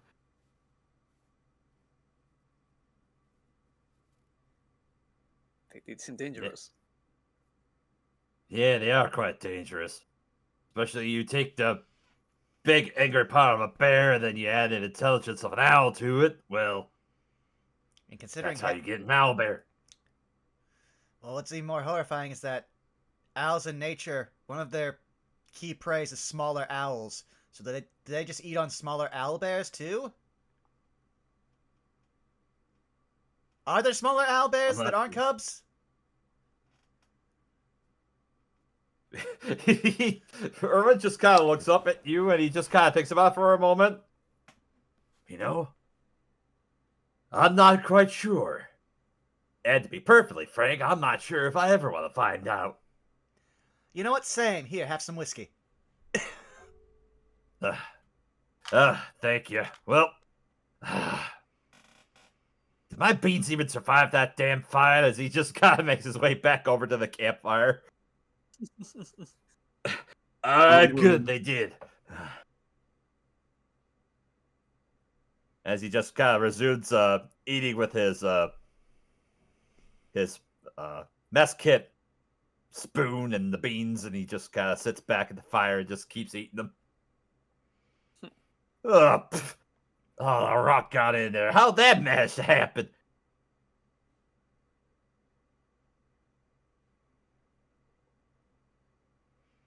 Who knows? He says as he is sipping whiskey from whatever utensil he could find, and is also eating a can of beans that he pulled out of the back of Zero's armor.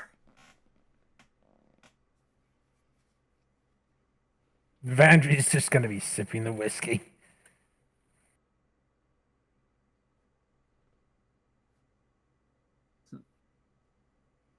Zero for their part is just like now kind of walking a bit closer to where we saw the owlbear leave and trying to make sure there is nothing left like that may pop up that way.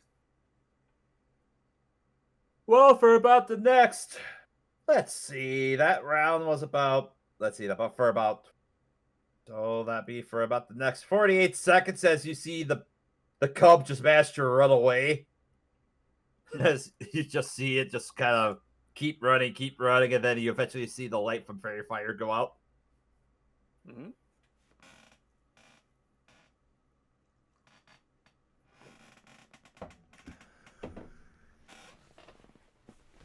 It vaguely reminds me of like the distant photos that I've seen in Canada, where like elk and moose, they have a special type of reflective spray paint they put on their antlers.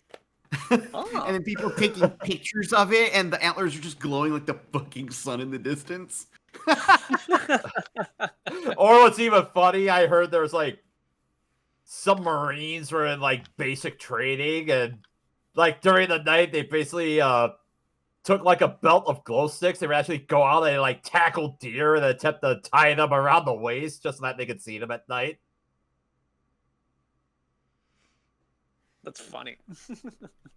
Meanwhile, above game, luckily, since owlbears do not actually occur in nature, they are monstrosities, their blood is probably a great scent to actually keep things away from us, because it smells unnatural. But Hero doesn't know that above game.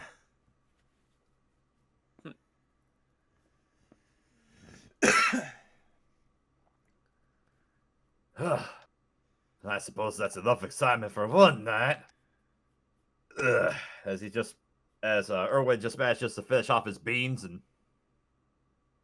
he'll take his rifle and just make his way back to the wagon. Maybe I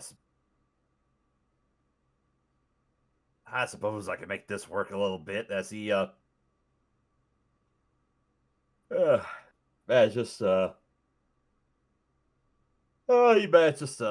move like one pack, at least cover the entrance to the tent in front of it as he just begins to make his way. Well, wake me up if something else needs to be shot at. Will do. As he just goes to sleep.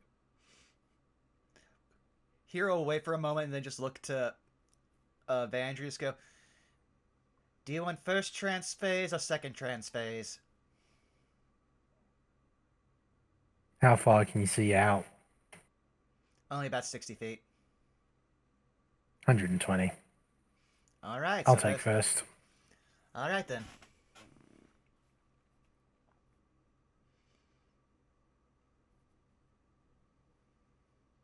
Well, Ava, let's go get comfortable.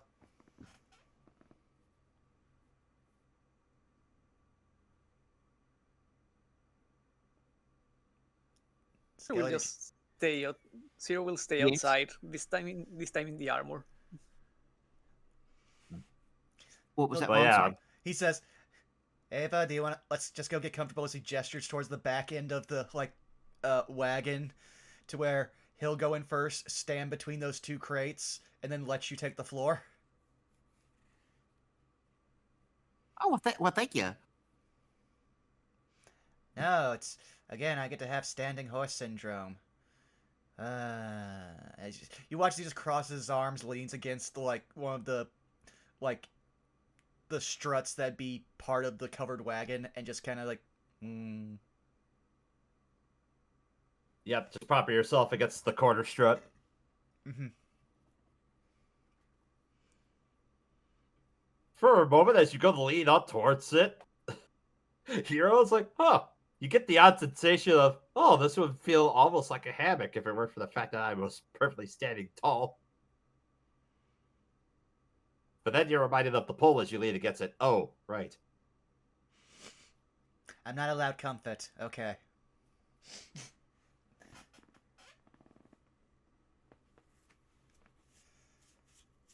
All right. Mm-hmm. As the rest of you begin to hunker down through your various trances and your sentry modes, Mm-hmm. and the cool night begins to wash over the grasslands, halfway between the expanses of Sarkrad and your next destination in Talus. This is actually a good place to go ahead and call tonight's episode. Alrighty. Woo. Sounds good to Fun me. times. Yeah. And I want to thank Mega Man Xander for the 10 gift subs, which will probably help me pay Rosso to edit this. Yippee. Yeah. That being said, who wants to start going around the horn while I find someone for us to raid? Yeah, I can do it. Hi there, I'm Cedric. You can find me pretty much everywhere at Cedricing, everywhere being places like Blue Sky, Tumblr, Instagram, Twitter if you want to see a dead account. A lot on my plate right now, so other than you guys seeing me here in this campaign, I don't have much to promote, but I will try to open some commissions by the later half of the month, so that's worth keeping an eye out, I guess. And yep, that is pretty much me. So, Skelly. Alrighty. Hi everybody. I'm Scaly Alpha. I can be found under the same monikers, both on Blue Sky and Twitch. I stream about 5-6 times a week, usually in the evenings. Currently, still working on the schedule for next week. Although tomorrow I'm going to be doing the off fan game, A New Home, with Tix Dixel and Pepper Chesser, as we continue playing as just a couple of cats. We're just a couple of cats. No problems here. It's not the next day for you, it's Monday. Oh, right, Monday. I'm so used to saying on Sunday. Fantastic. I know. It's just I've got custody of Sarah's for this weekend, okay? Yeah, for Monday is when that'll be happening. Not tomorrow. For the rest of next week, still labbing it out, though I know working on the West March prep and setting up the final bits of Paper Mario D&D for streaming on the channel are nearly complete. So look forward to those, and I'll probably plug in a couple other games for the rest of the week. And that's it for me. I'll toss it over to Rosso. Thank you. You can find me at Rosso Ryu on Blue Sky and YouTube. You can also find me on twitch.tv/Dr_Caliban on Mondays, where I play as Arsoy, the Undisputed Future on MW Warzone. You can find me also as Debug on Cryptic_Cygen's channel whenever he does WDW. And earlier on Fridays, you can find me as Dwayne Caruso, the Phantom Black Cyberstrike Ranger for Twitch the Person's Power Rangers Cyberstrike campaign, or you can find me here.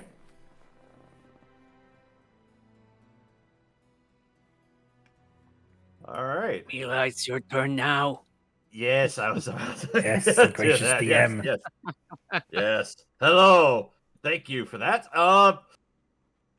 Thanks for joining us for tonight's session. When you can't find me either for Outlaws Gambit or Phase of Our Lives, DMing those games. You can also find me on Blue Sky and Twitch at Middle Ninja, and also over at twitch.tv/Lajake every other Tuesday, where we play through Adosian Anthology's Legacy of the Dealbreakers, where the party has just dealt with the aftermath of one of the party members' artifacts, just deeming them unworthy and removing their benefits, as well as potential dealings with the other authorities. Let's see how the dust settles going into next week, but tune in next Tuesday to find out for that. Vaughn, go ahead and take us home.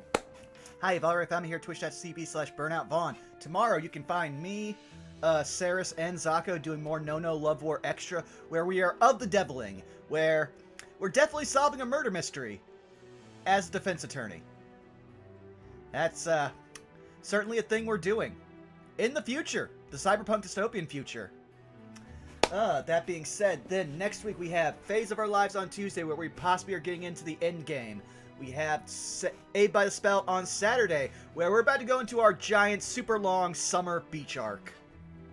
And then on Sunday, oh boy, we're having fun in Scald, a place where already people hate us, mostly because of me. I feel bad, but I have to internalize that bad feeling. But because I did not expect them to be streaming today, we're going to read one, Theropid Arts. What should our raid message be? That is Not a the very mama. good question. What was it? Not the mama. Not the Knock mama. Knock the mama, yeah. Knock the mama. Okay. Thank you all for coming out. We will see you again in 2 weeks' time. We love you. Bye-bye. Good night. Bye.